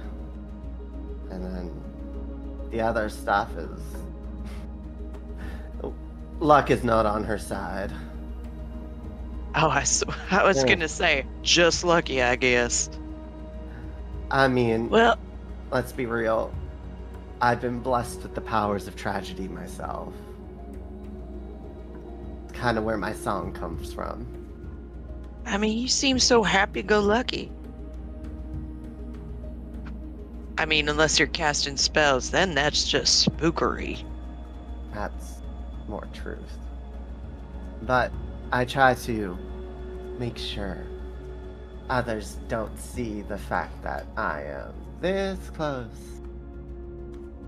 to giving up. Because that's not very good for morale. No, it certainly ain't. It certainly ain't. Yeah. Well, I say this, one thing has nothing to do with the other. Just because Neff has found some hot man in leather pants who sings a sweet tune, maybe the power's coming from Neff herself. But who can say? It's not, I don't think it's the same thing. I know life isn't fair. But just Certainly. hearing her talk about it, being like, I left the church everything's sunshine and rainbows. And my mother had to leave not just her home, but the plane of existence she lived on to escape Well, the I- jealous god. I get that. I don't actually.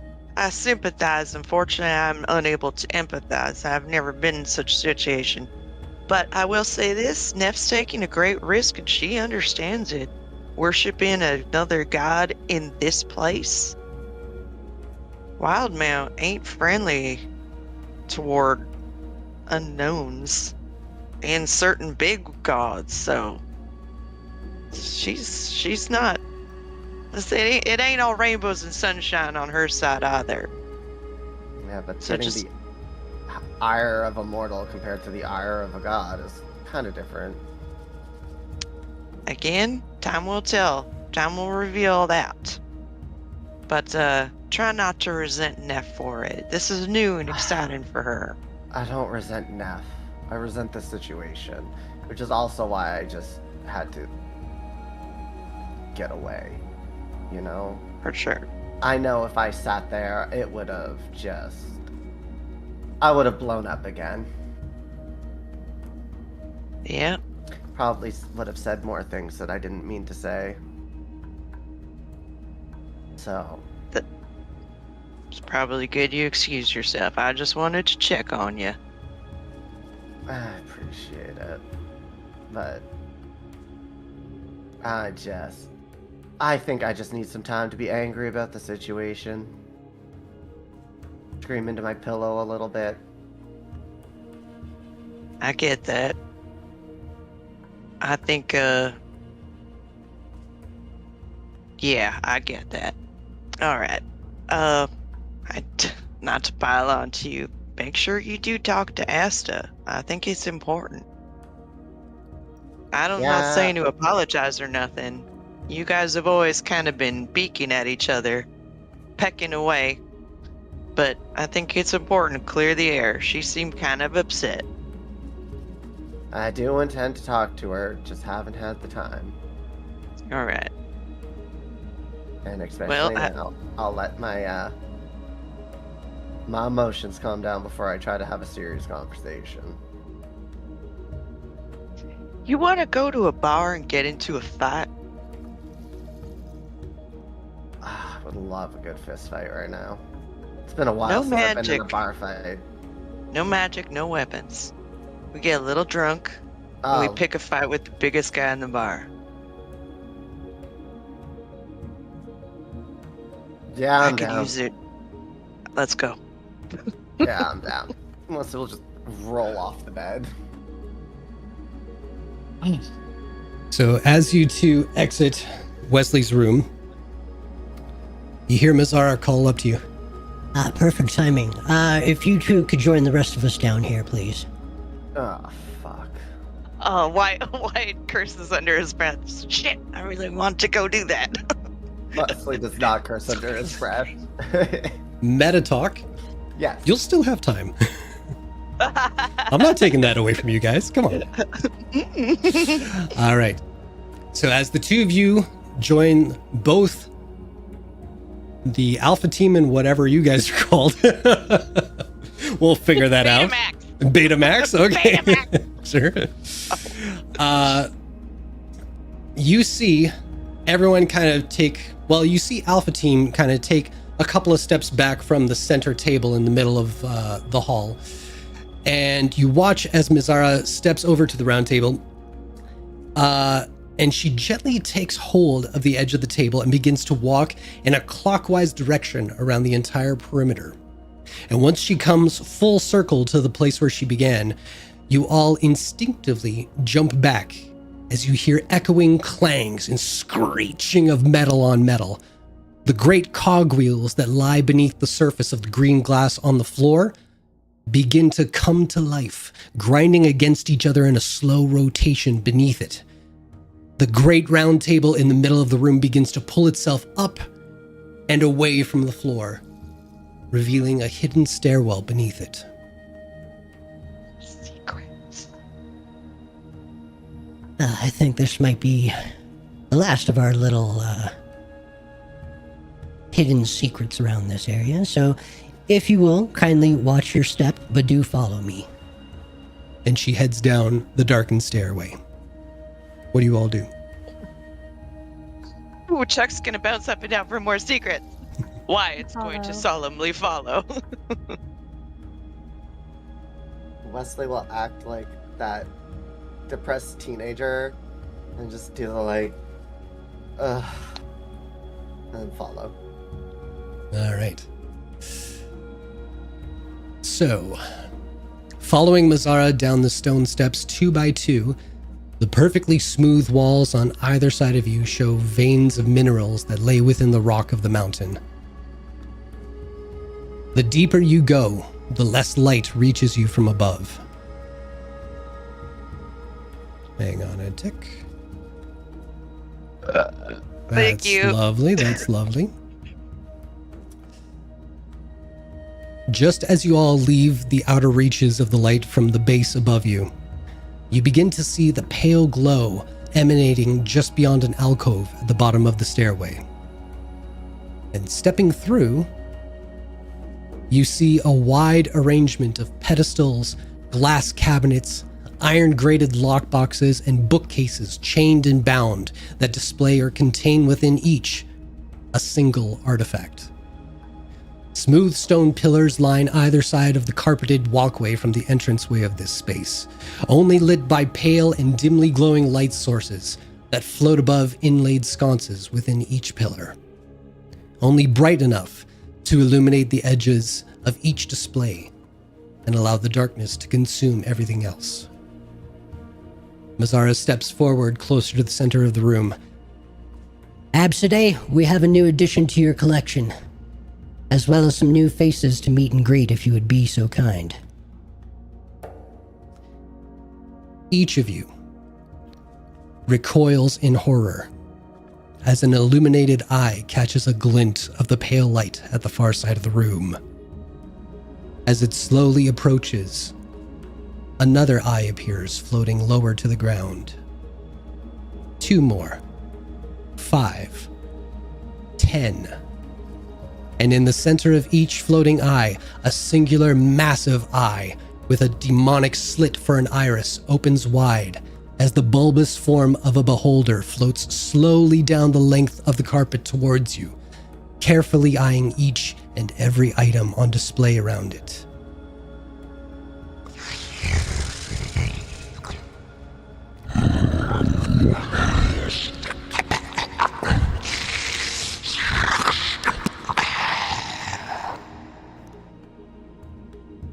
Yes, they are lovely specimens. They are not for the eating variety, though. Forgive my manners, everyone. You may address this individual as Absidae. They are the curator of these very fine things you see around you.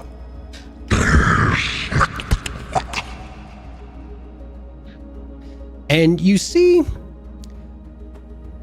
what you can only perceive to be a bow as the bulbous form just kind of nods forward a little bit and then back again. And then unnervingly, the big eye just kind of towards each and every one of you and looks you up and down real quick before snapping to another thing to look at. Meanwhile, all the eye stalks are monitoring each and every item that's around you guys.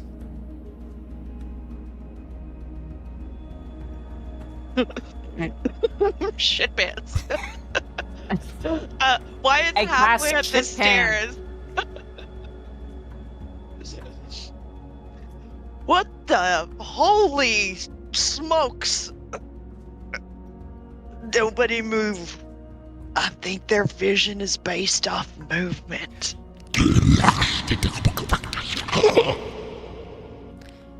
No, I think we're gonna. Their vision is better than that, they say. What in the nine hells Oh, is this in the basement for? I thought you were unaware of this particular individual. This is our protection. Unaware.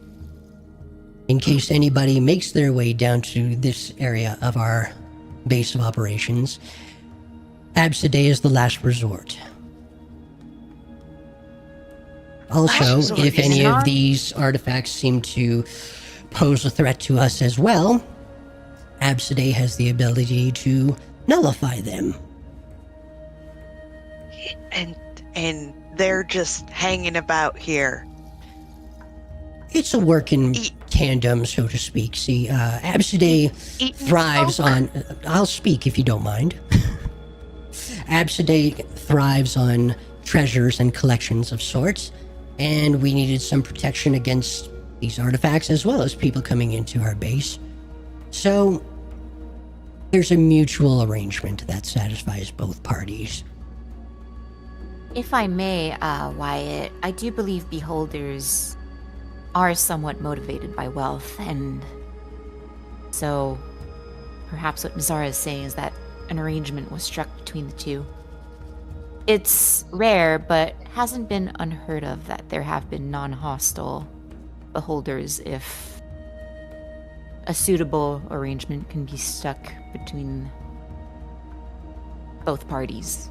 And most of the things Why- we have on display are fairly tempting to an individual such as Absidae.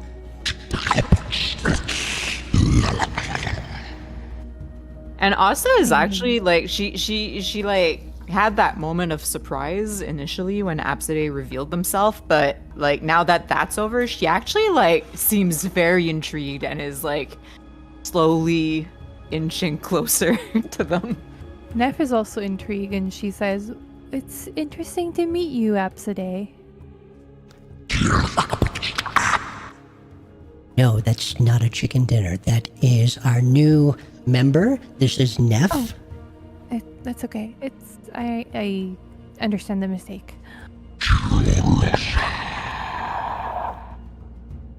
They say you are a very lovely chicken woman. Oh, I'm actually an owlin. My ancestors were owls.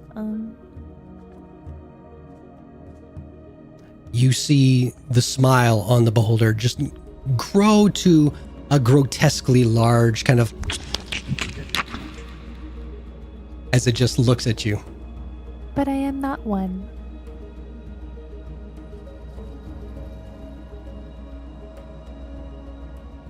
Wesley's just standing behind everyone. Chaz. Ugh. Well, I guess introductions are in order then. This is Mr. Wyatt over here.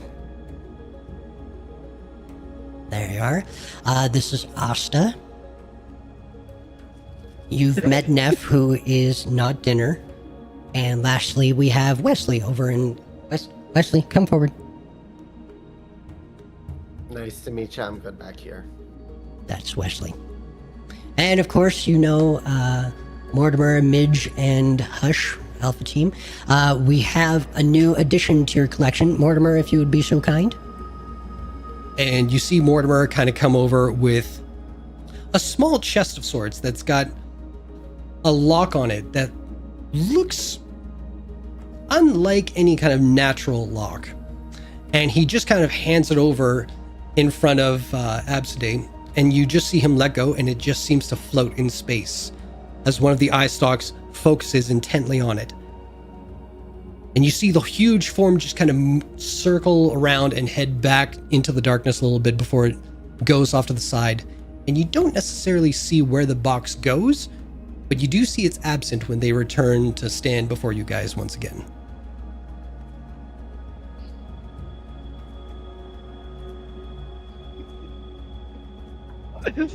Internally screaming. He says this is awkward.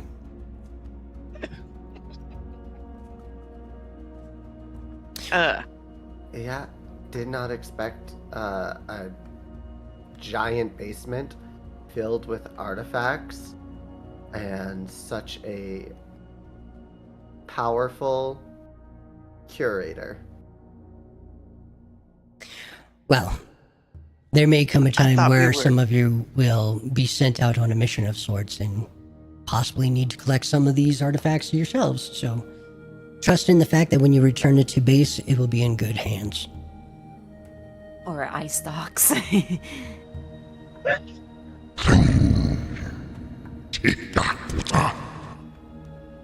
he likes your sense of humor. I'm very flattered. Oh, Sir Apsidae, if you don't mind me asking, would it be all right if I pick your brain one of these days? I hear beholders are some of the most intelligent creatures on this plane, and on others as well. No, she's not dinner either. She's asking you to be somewhat friendly towards each other. Exchange notes. Notes, like, well, she writes down things. You have... Like this, and she'll open her her And you see the eyes just kind of like, two of the eye stalks just, and look at you expectantly. Oh, I believe this is my diary. Oh,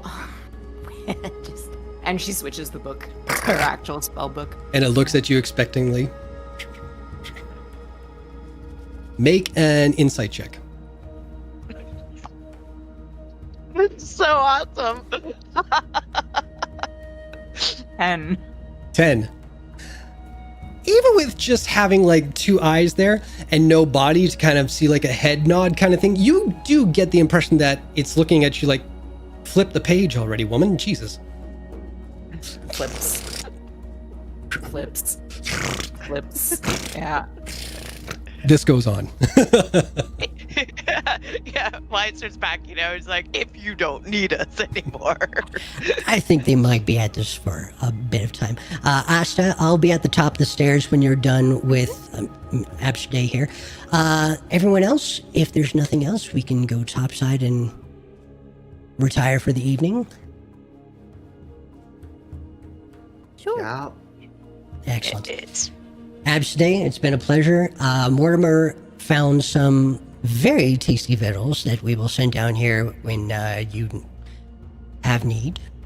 They're not even paying attention to me. I think they're really involved with Asta. We'll just go quietly out the side here. All right, Asta, we'll see you in a bit. And back up you all go. Wyatt. Asta's on a date with a beholder. Mm-hmm. Wow, chicka, Shipping wow, it. wow. No, not that kind of date. No, it is that kind of no. Wyatt. No offense. I think I lost my appetite to go to the bar. all right. Just, I Maybe tomorrow. I don't think I'm sleeping tonight. That thing's just. I thought we was in the basement. I thought this level was the basement. I didn't know there was another basement. Not to mention a giant, frightening creature living right under our feet.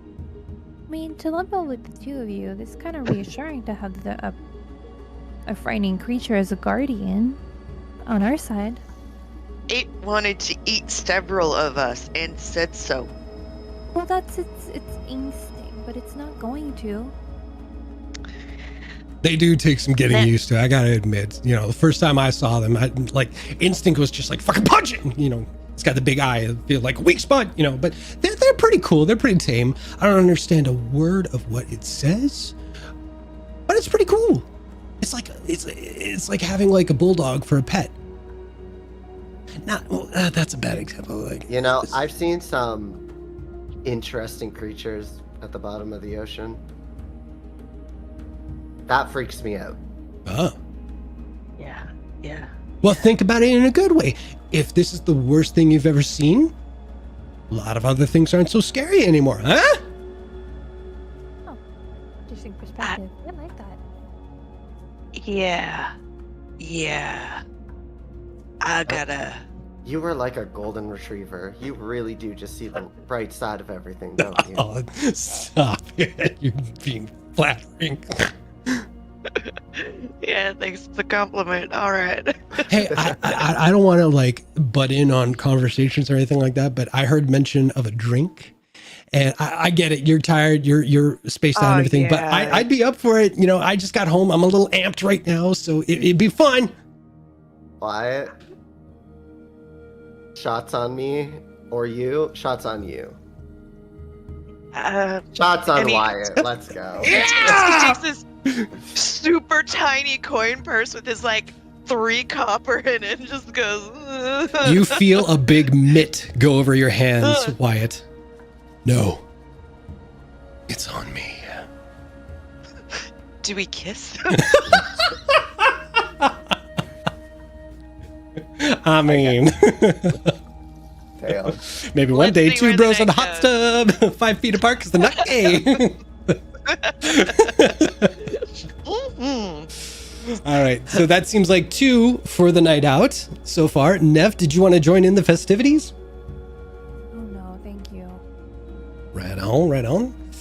I think, yeah, Midge would probably tag along with you guys. But before we head out, do we want to wait for Asta down there? She's a little taken with Absiday right now, but when she pops back up, maybe we'll just ask, just to be nice, see if she wants to Ask come me out what? too. Oh. Nope. Jesus, Sage. You scared the bejeebus out of me. Holy crap, woman. Are you sure you're a magic person and not like the ninja of the group? Jeez. Do you want to go get drunk? Yeah. Drinks on me. Drinks on him. Why not? Yeah. That's what I'm talking about. All right. Neff, last chance. I'd love to see you come out. And Asta, I'll just note, looks a lot more scared about the prospect of like going out in a social setting at the bar than the fucking beholder in the basement. Maybe all of you needed a bit of a person to watch. Like a guardian. I'll be the guardian. That's a yes? Yes. My Sweet. goal All is to right. get her to take shots. Just saying. Are we good? Obviously, if you Are we good? Are we going? yes, Are we there going? you go. You see Mortimer, Or this giant, bulky man, just bopping up and down like an anxious 5-year-old, just raring to go. The golden retriever. This guy needs a leash. All right, let's go.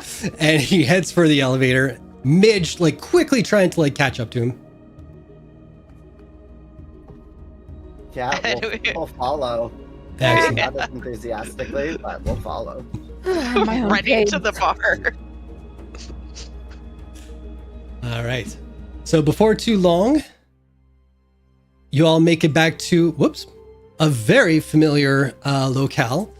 It's a little bit more lively this time around. You see a few more people kind of taking part in some of the games that are around the tavern, but you're back at the Short and Stout Tavern. You see that the bartender and the waiters and waitresses are a little bit more, busy about the place, buzzing around. But it's up to you guys. Do you want a table? Do you want a booth? Do you want to try the games? Do you want drinks first? Do you sit at the bar? Options. What would you guys like to do? Wyatt will just go to the bar and start ordering drinks. Let's get drinks. Let's get a table so it's easier for us to get up and move around. Yeah, sounds good. And then Uh, sort of tries, pretends like he's gonna pay, and then keeps looking over at Mortimer, like, You see Mortimer's Keeps not even looking at you. counting He's his- just looking at the back of the bar and everything like that and trying to find one bottle in particular. That one, good sir, if you would. Thank you. No, put the glass away. A bottle. Good sir, thank you. Wyatt, what are you doing? Get your hand away from your goddamn coin purse. oh, wow. That's right. Yeah. Thank you. I appreciate it. Don't Once we even get worry things about it. going, I'll take you out for a night. Well, we'll see about that. All right, so, and you see him kind of reach back. Tree trunk arms just reach back and grab 2 handfuls. He's got 4 glasses in each. Wyatt, if you could grab the bottle, my hands are full. Yeah, I got it. Can I read the bottle? He can read a little bit of English, or common. Common or dwarvish? No, he can understand spoken dwarvish. He can read common and speak common. Gotcha. So this is in dwarvish, but you do recognize a number that says 12 on it. Oh, all right. And it's a brown kind of liquor that's in the bottle. It's probably some sort of whiskey or scotch or something. Dwarves, probably scotch. 12 There you years? That's a good age. So both of you go back to the table. Mortimer sets down all the glasses on the center of the table. Wyatt places the bottle down. Now, only if you're partaking in some of the finest dwarven alcohol this side of Exandria, grab your glass. I will fill your cups. Here we go. And he takes the bottle, which is still kind of like fastened, and he just kind of does this thing where it's like a one-handed, and the label just off the top there. Raises to pour. Who's partaking? 1, 2, I'll try it. 3, 4, 5, and Neff is Fill being. me up. Yeah. I'll abstain, but thank you for the offer. No worries. He kind of gives you the wink, Neff, as like acknowledging, like, I got you. No worries. And so he fills up 5 shot glasses, 1 to the brim. To the Oddities. Welcome to the club, my friends. Hey! It's good to be part of this terrifying organization. You ain't seen nothing yet. Oh God. So eventually the waitress comes over and gives you all the knowing look of like, what would you like to drink? What would you like to eat?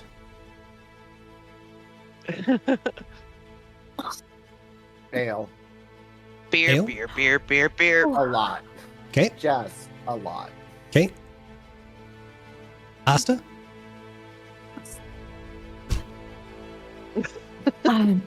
Wine, please.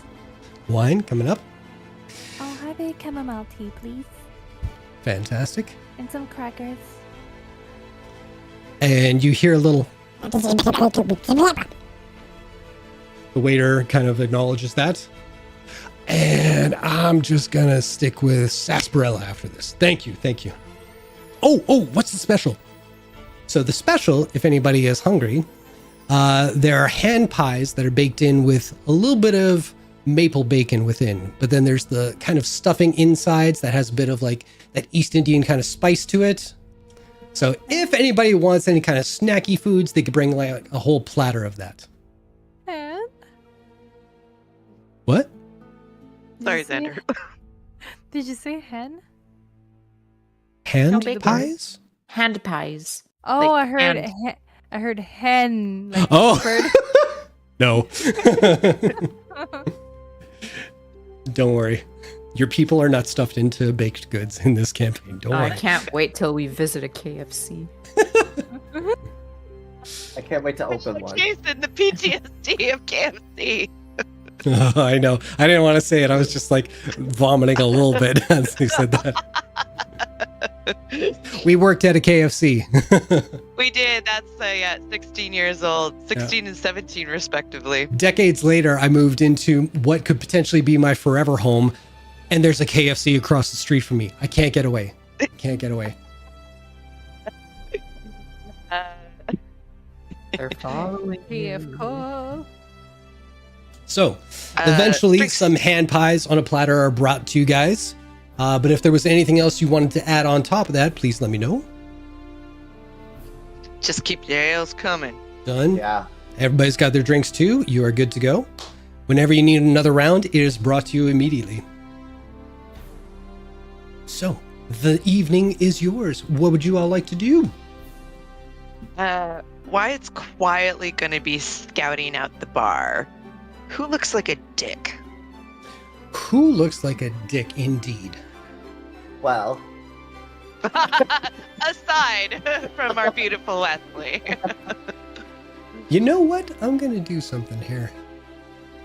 This is Upper probably mid- going to be a long term. He's not looking to pick anyone out, but maybe someone who's being a little shitty to the waiter or the Yeah. bartender, or being shitty to somebody else. Just somebody shitty. All right. So, I didn't do that. Oh, yes, I did. Oh, that's wild. It works for me. I clicked that on D&D Beyond and it went through over here. That's cool. Get out of town. Oh my Yeah. god, that would make my life so much easier. I don't know if it works for everybody or if it's just me, and I don't know. The problem I was having, sorry, the folks at home, technical talk here for a second. The problem I was having was weapons. So if I rolled a weapon attack roll, it wouldn't go through. If I tried to roll the damage, it may or may not go through or not. But skills seem to work no problem. So just putting that out there. We may test it later down the road, but for now, I'm just impressed that it worked.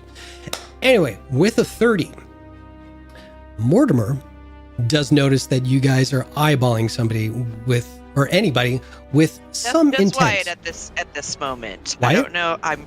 I can't speak for Wesley currently, and Okay. they're probably taking the dog out for a pee. So No worries. So I'll say you. And so Mortimer kind of leans over the table to kind of look you in the eye. What are you itching for? why do you ask? Because you got a look. I know I don't know you too well just yet, but that's a look. You've got a significant look going on right now. And I don't know that you guys have been here long enough to make enemies, frenemies, enemies, whatever you want to call it these days, the kids. Ugh. But that's the look. How old is Mortimer? Does he appear to be, say, 20s, 30s, 40s, 50s? Make a perception check. Okay. Just gonna say, Oh, you might here get we something else if you roll high enough. No. 10. That's a 10. You don't notice too many things just being in like the dim bar light, but you do notice like his hair is long enough, so there's some age there. He's very tall, very muscular, and that takes time and growth. He's got that kind of beard that's close enough to the face where it looks like it could be stubble, but thick enough that it could be a beard as well. A few scritches and scratches here and there. But yeah, under this kind of lighting, your human eyes, that's about as much as you can get for basis of age. But you don't know if he's as old as you, but you don't assume he's as young as, say, Wesley. Or Wesley's appearance. Yeah. Let's just keep saying Wesley so Wesley thinks that we've been talking about them this entire time. Of course. Of course. Wesley. Wesley. Anyhow, I see where you're coming from, but I wasn't itching for nothing really. I was just taking a look at the talent. He looks really awkward saying that. like he's checking people out for sexual reasons. Oh. Okay.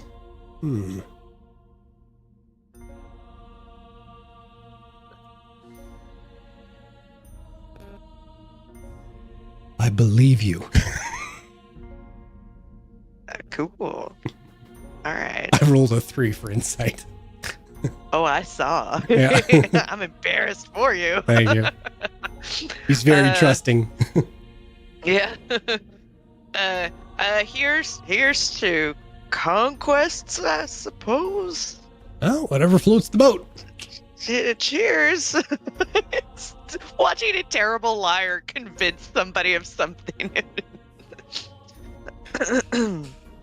Austin is And, watching this interaction between the two of you, like sipping her wine, like.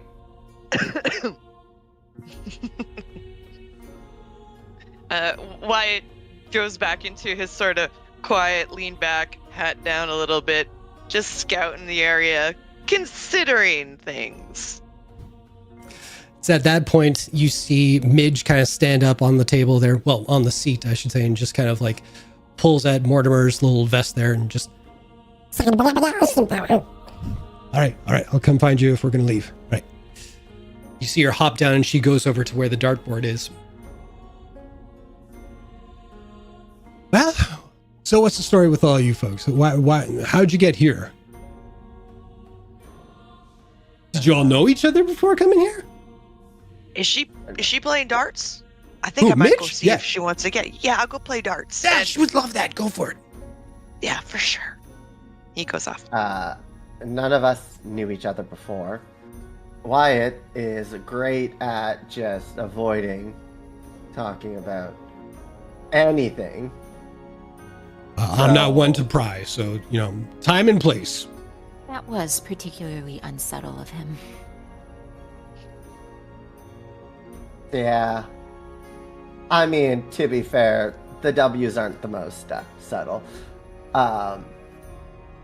But I came here on the recommendation of Cultivarius. So one of the founders. What's a cultivarius? One of the guys who started the Oddities. Oh, wow! I was way off track. I thought it was like a violin because you got the things. Cultivarius sounds like a violin person. I'm sorry. Fair. But yeah, no, I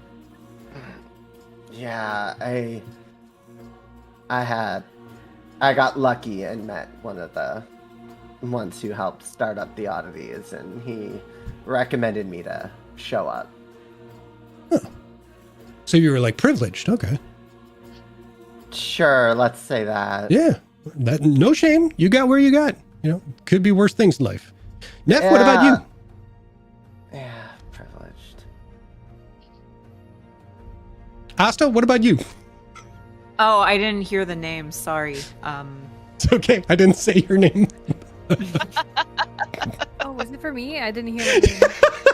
'Cause I heard Neff, so Yeah. that's why I stayed quiet. Yeah. I didn't hear the names. I was just like, it wasn't me. Sure. We'll start with Asta and we'll come back to Neff. Well, I worked under an acquaintance of Mizara's, and he recommended I came here when I was forced to leave my home. Let's just say that. Wow. I really didn't think Mizara had friends. That's wild. It's a little rough around the edges, but yeah, get to know her, and she has a soft side to her, I think. Oh, yeah, totally. No, that I know. That's cool. Yeah, she's a good egg. I like her. Man. Neff, what about you? Sorry, hold on. Neff. To put it simply, fate just brought me here. Well, that's deep. That sounded sarcastic. I didn't mean it to sound sarcastic. I was being serious. That's pretty deep. It's okay.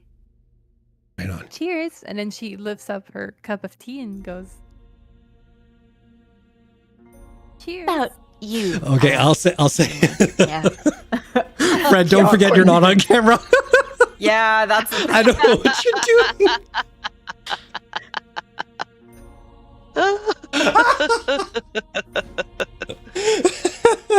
Oh shit. Sorry about that. See all of you. I know. Oh, I've got him backwards. Okay, we're good. Poe was like, what the fuck, She man? lifts her arm and she's like, cheers. And he reciprocates. Okay. Yeah, It we're is good. though still a little awkward. And what about you, Mortimer? What about me? Well, what brought you to joining the Oddities in the first place? Oh, well, I mean, this is why privilege isn't a bad thing. I was sort of grandfathered into this whole mess because, like, when I was out of the game for, like, just going about and, like, doing, like, some random shit, like, for money, I bumped into Mizara. She kind of pulled me aside. She kind of put me on the right path, you know. When she was in the Cobalt Soul and everything, you know, she kind of set my mind straight and, like, gave me, like, a purpose kind of thing, right? So, a direction. So, I've known her for, like, a number of years. And then when her whole thing shook out with them, she asked if I wanted to tag along and do this thing. And it sounded like pretty good plan. So I just went for it. And yeah, Midge has been by my side for like, God, a few years after that. So yeah.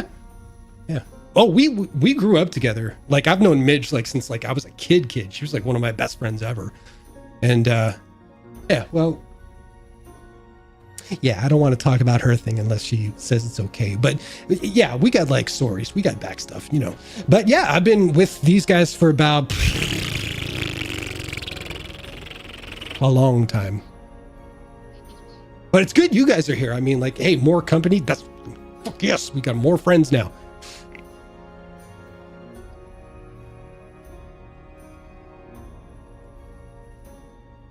Well, I mean, it is kind of nice to be around so many new people and seeing new things. Yeah. And if ever we get in a jam, or you guys get in a jam, we got each other's backs. Yeah. It is I nice feel to like be I there. am on a different wavelength. You guys seem kind of bummed out. Is everything okay? No, we just came back from a long journey. I think we're just a little bit tired. Shit. Did you guys come out just for my sake? Oh, no. Wyatt and I were already thinking of it. Oh. But then seeing the beholder kind of... And then when you were like, let's go, I was like, no, we should go. Okay. But- Yeah. That'll fuck you up for a little bit. Don't worry. Yeah. And I'll say right now, like, we're all like adults-ish people, like, no shame and nightmares. Tell you right now. That'll happen. I mean, to be fair, the shit you see at the bottom of the ocean kind of resembles that. It gets freaky down there. Do you like do deep dives or something like that? Like what you've mentioned the ocean a couple times Sea now. elf.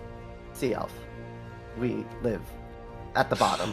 Oh shit, Well, I didn't see I your didn't ears. live- That's cool. I didn't live at the bottom. Oh. But it's very common to find them, so we would go deep diving at... Have you ever heard of a goblin shark? No. They got the freaky... Their entire jaw, like, extends out, and then their mouth will grab it and then pull things back in. Shit's freaky as hell. I down knew a there. girl like that. That's concerning. It was. Yep. You think being I'm with a also beholder is interested. surprising? Like, The more not think like about that. it- I mean, like that sounded like very dirty. It wasn't like that. It was just she was female, her jaw like dislodged, and it was it like I said, nightmares, no shame. How are those hand pies? Not hen pies, hand pies. And he just starts panic eating. Like we're getting to know you very quickly. I like getting to know you too. Now, over across the bar, we see Wyatt saunter up to one Midge Frecklediggle.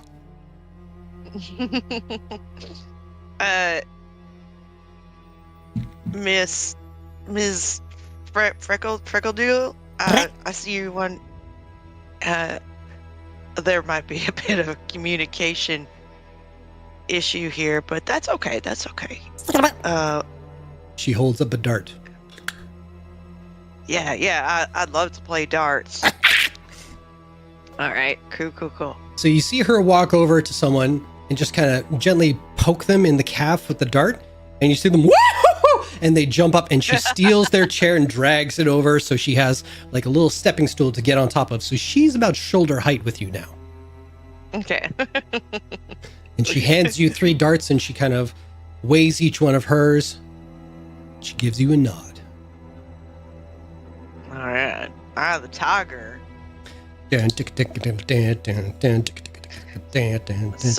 So you don't speak any common whatsoever, is that correct? Halfling only? Okay, alright. Cool. Excellent. Alright.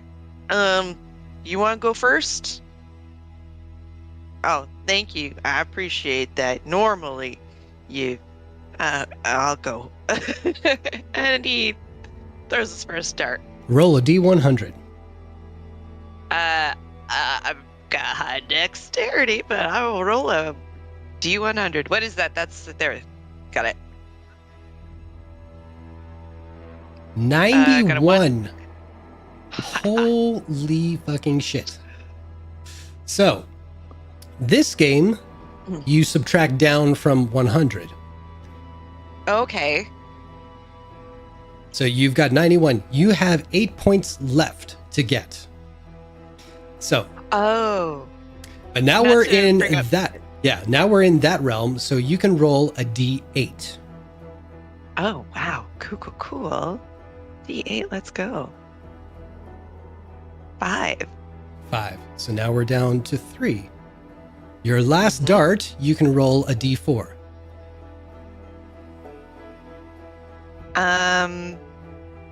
Have I caught wind of anybody shitty yet? Not just yet. You do see someone nursing, getting stabbed in the calf, but they seem more preoccupied with holding back tears rather than looking for vengeance. Okay. Yeah. I'll roll that d4. Go for it. Let's go. All right. So, you, on your next turn, need to only score 2 points. You have to score specifically 2 points in order to win. All right? Okay, I know this mechanic. Wink, wink. Wink, wink. Here comes Midge's roll. Oh, fuck. Okay, that's better than I thought. Is that a...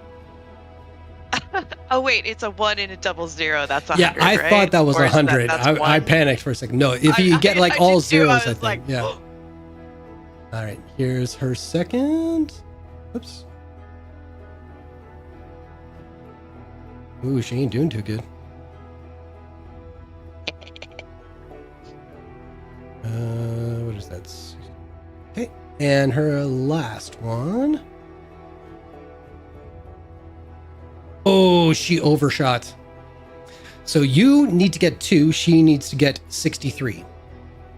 Oh. Your turn, good sir. Okay. You roll a d4. A d4. All right. You just need I to think that's score one. a 1. Another Oh, d4, God. please. Ari, give me your magic for 1.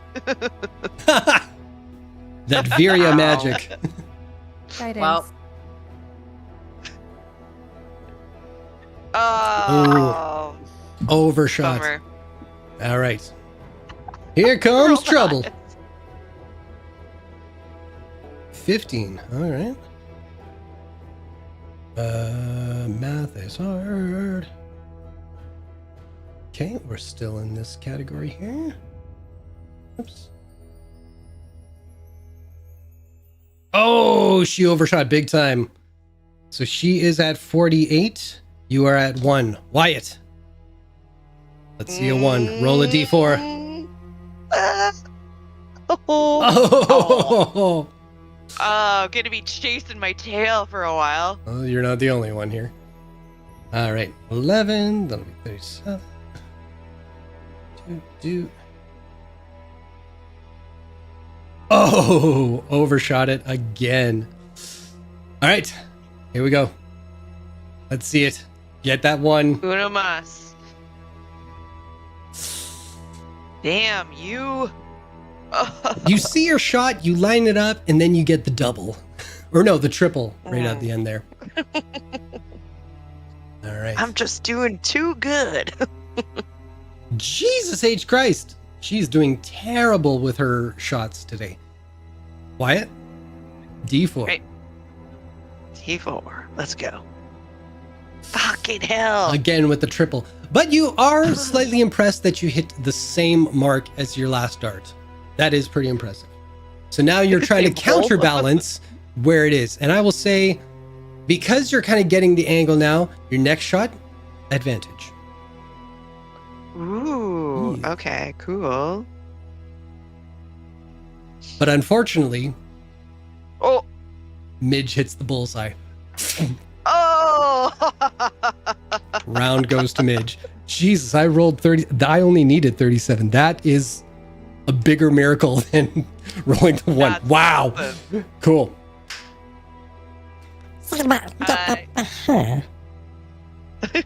Gives her a little hand. Very good. That was a good game.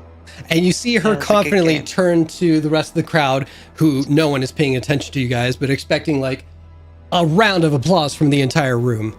I'll get you to make a perception check. All right.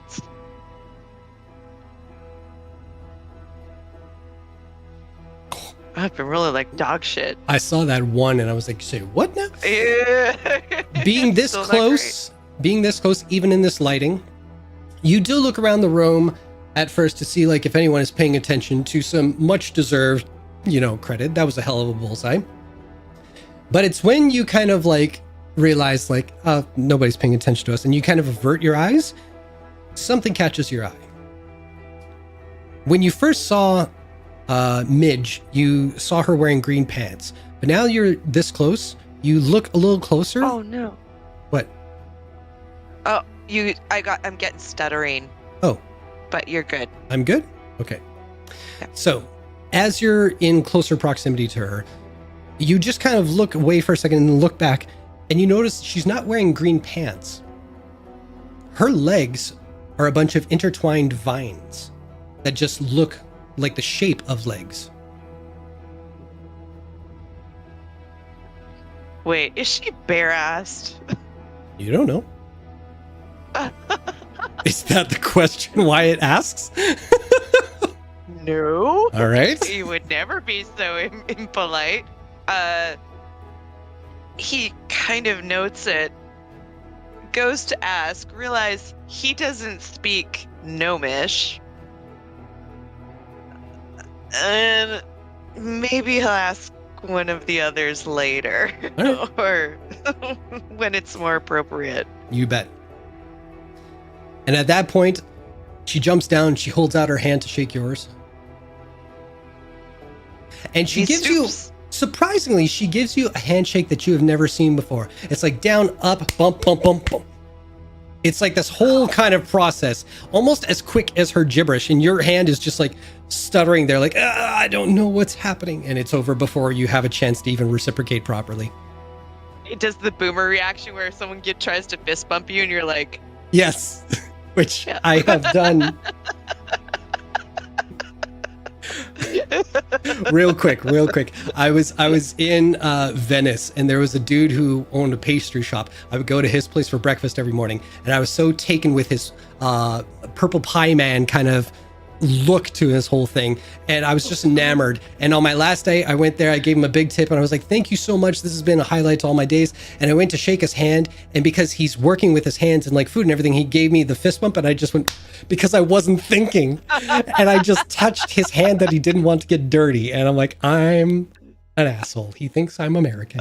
And then anyway, we're back in the game. yeah. So back at the table, you stumble upon the scene where Mortimer seems to be a little jazzed up with the sugar content of his sarsaparilla, and he is holding aloft in front of everybody. Not that anybody cares, who knows, but he is holding a battle axe and a warhammer in front of everybody's faces, and he goes, this is Nixie. Been having her by my side since the very beginning. This one is Whelm. Found this in a tomb. Undead dwarven vampire dude, stole this off his corpse, hasn't left my side either. This one hates my guts because, well, I'm not dwarvish, who is? But man, we've grown on each other. They're real hostile, but they're fucking cool. Awesome in a battle. These are my sisters, right here. Well, brother, sister. You get it. This is my family.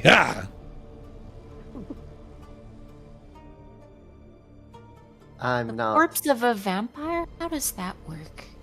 So they're creatures called vampires, and if they... Yes, I know that. Okay, well, there are these race of people called dwarves.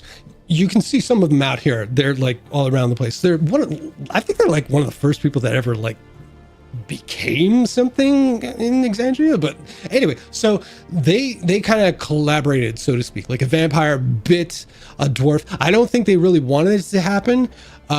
When we took him on, I mean, he was pretty nasty. So I don't know, maybe he was a dick like in real life, and then the vampirism just made him like double dick. So, but yeah, so we went in there. We thought we were just looking for treasure. There was this hammer on top of a box. I thought, I don't know. And I took the hammer, unleashed the vampire. It was a coffin. He jumps out. He's like, I'm gonna suck your blood. And I said, fuck you. And we just had at it. So yeah, so I took this as my own. So you fought a vampire and lived? Yeah. Huh. It's incredible. You do realize that is quite the feat. It's nothing.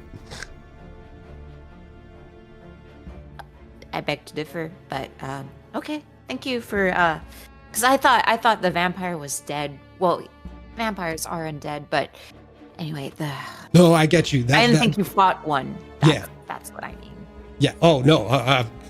It wasn't easy, but we fucked him up. But yeah, my brain was doing that whole flip flop thing too. It's like it's dead, but it's undead. What's undead compared to dead? You know, just it messed with me. Yes, for and a while. usually, well, how did you end up killing him? Sunlight.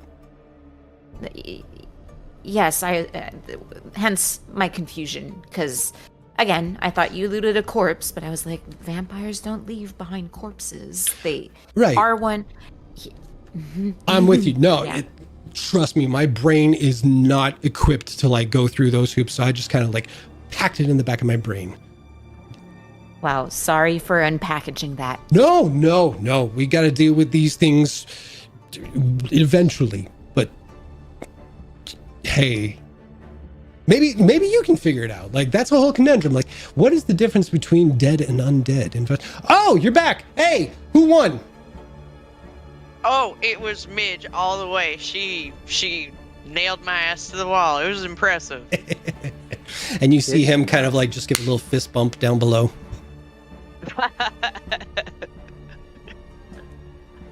Sit back down, start drinking again. Narrating my own things. You got some catching up to do. And he'll shuffle over another ale and another shot. So what y'all been talking about? I saw you had them weapons out. Oh, truth be told, I've been talking their ears off. Sorry, guys. I'm just really excited to meet you. Yeah, so how long you been doing this? A while. Yeah. I try to think, like, I'm kind of confused if it's like 4 or 6 years that I've been with Mazzara. But I mean, I've been doing this like long before that too. I mean, I think the first time like I actually struck out on my own, I was maybe like 10, I think. So, A but 10-year-old boy. yeah, well, yes and no. I mean, like, I don't know. I don't want to be rude. Hold on one second.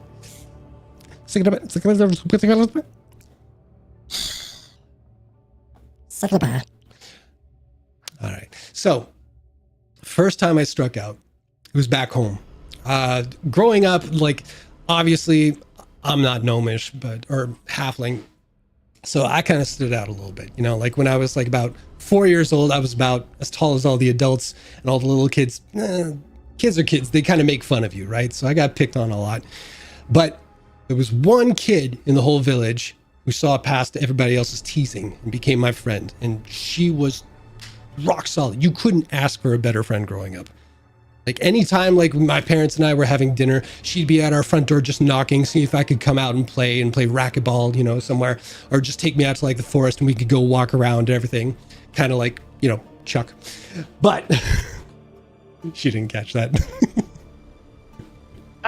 Sorry. I was... You can watch that on the back. Shit. No, I just, Fred messaged me. Oh, gotcha. So anyway, you know how like kids have like their ghost stories and everything like that. They talk about boogeymen and all that kind of jazz. It sucks when fairy tales come true though. And there was a day where my best friend went missing and everybody was looking for her high and low. And then eventually everybody just kind of gave up. And that didn't sit right with me. So I took it upon myself. Again, 10 years old, don't know what the fuck I'm doing. But they would only search so far. So I decided to go out and search further. Came across a cave. Looked kind of fishy to me. Went inside. Found my friend. She was missing her eyes. She was missing her legs. I found one of her legs. It was in the mouth of something called an Oni, if you guys know what that is. Big, fuck off, huge nightmare thing. It was just awful. Well, I saw this. I saw my friend. I thought she was dead, and I have never been so pissed in all my life. Like, I've seen kids throw a temper tantrum, but this unleashed something I did not know I had inside me. And I just went in swinging and swinging and swinging. And I think I blacked out, or he kicked my ass. The next thing I know, my parents and everybody from the village, apparently they followed me and they found me. I was torn up and bloodied pretty bad. But thankfully, a friend lived. And eventually, she got legs. She got eyes. Now she's my partner in crime. And he gives her a little fist bump. Wyatt gives a knowing grin after sort of figuring it or having it explained to him. It's like, I understand now. So yeah, we've been on the road for a while, and bumps and everything in the road as you go along. Anybody who wants to can make a perception check.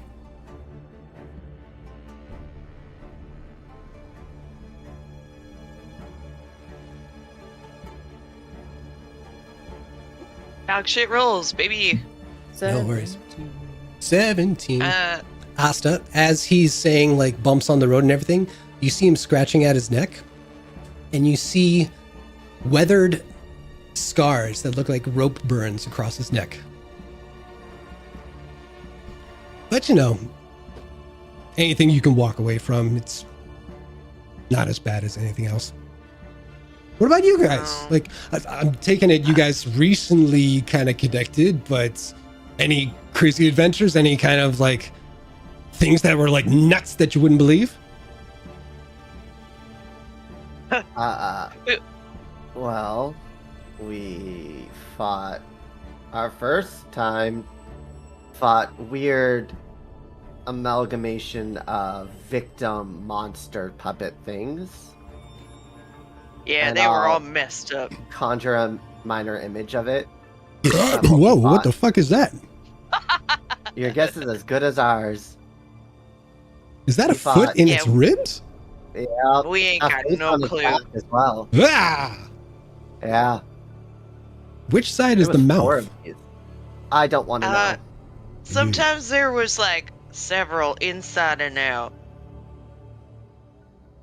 I opened one up on the battlefield. It was a mess. You can't even imagine the things out of place. You ever dress? Is this too Okay, much for eating talk? It's okay. She's got to get used to it. I thought it was Hush with a hairball. Actually, make a perception check. Oh.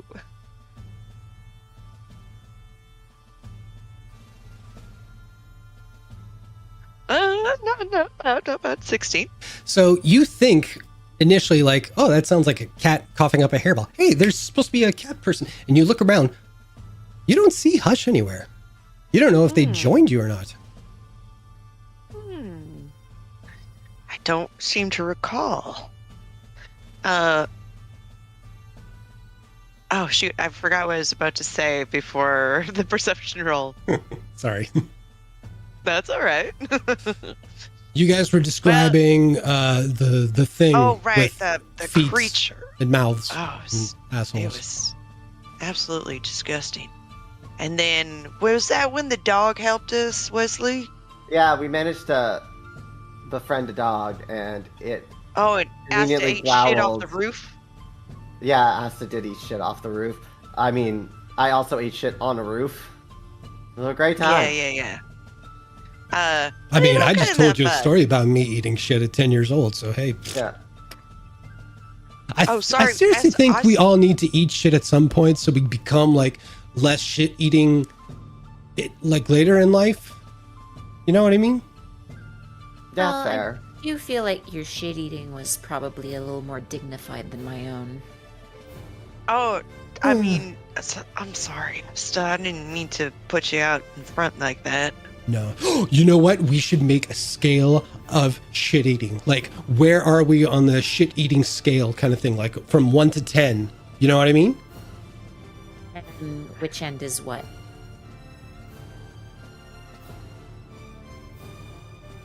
That's like an undead dead situation right there. Shit.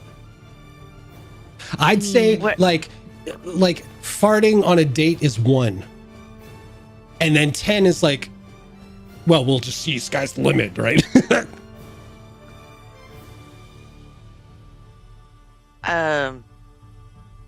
I think we might need a little more experience on the field before we can actually come to a conclusion of what falls on where. Well, that's cool. That's what life's all about, right? But I think it's something we should all keep note of. Yeah. Keep our numbers, keep what we think what's happening and where, and then we all keep reconvening and compare notes. I Just like like this. scar comparisons. Yeah. Like I got this from a bobcat, and he just it's not a deep scar, but there's a scar across his nose. He goes, it got caught in one of my rabbit traps, took a swap at me. That thing got real infected. Clean your wounds. That's what I gotta say. Little advice for you. Clean those fuckers out, because I almost lost the nose. Now I've got this little light scar just to remind me of how stupid I was. Hey, in my experience, people dig scars, and it's a story. Not a good story. Oh, it all depends on how you tell it. I told it as it happened. Oh, you can come up with something. What, lie? Doesn't have. Yeah, I mean, aren't many good stories kind of lies when you look at it this way? They didn't happen, so yeah, I don't know. What Oh, I'm you saying. mean like fairy tales, fictions? Yeah, I turn the story of your scar into a fairy tale, something Yeah. like that. Who's gonna know? I don't You know and the if I- bobcat. And all of you, I don't feel comfortable We'll back with that. you up. Well, no, I don't think perpetuating untruth is a good idea. I mean, That is a Look. noble quality right there. but Trust this Wyatt, face. And Wesley's gonna pull out his guitar, and he's gonna start strumming to the song "Weatherman," but don't is know going that to change the lyrics about a man getting a scar from a shark and fighting it off and surviving. And is just gonna start singing it, and every time Wesley describes the man, he just describes Wyatt. And it just makes it seem like Wyatt got this scar from fighting a shark. I don't know the song Weatherman, but in my head it's playing like Can't Find a Weatherman from Pearl Jam. So Think of like a very stereotypical sea shanty. there we go. That works. Why But- it's just sort of like sinking into his shoulders, like kind of reddening in the face, but you don't know if it's embarrassment or flattered. Well, here's what I will say to that.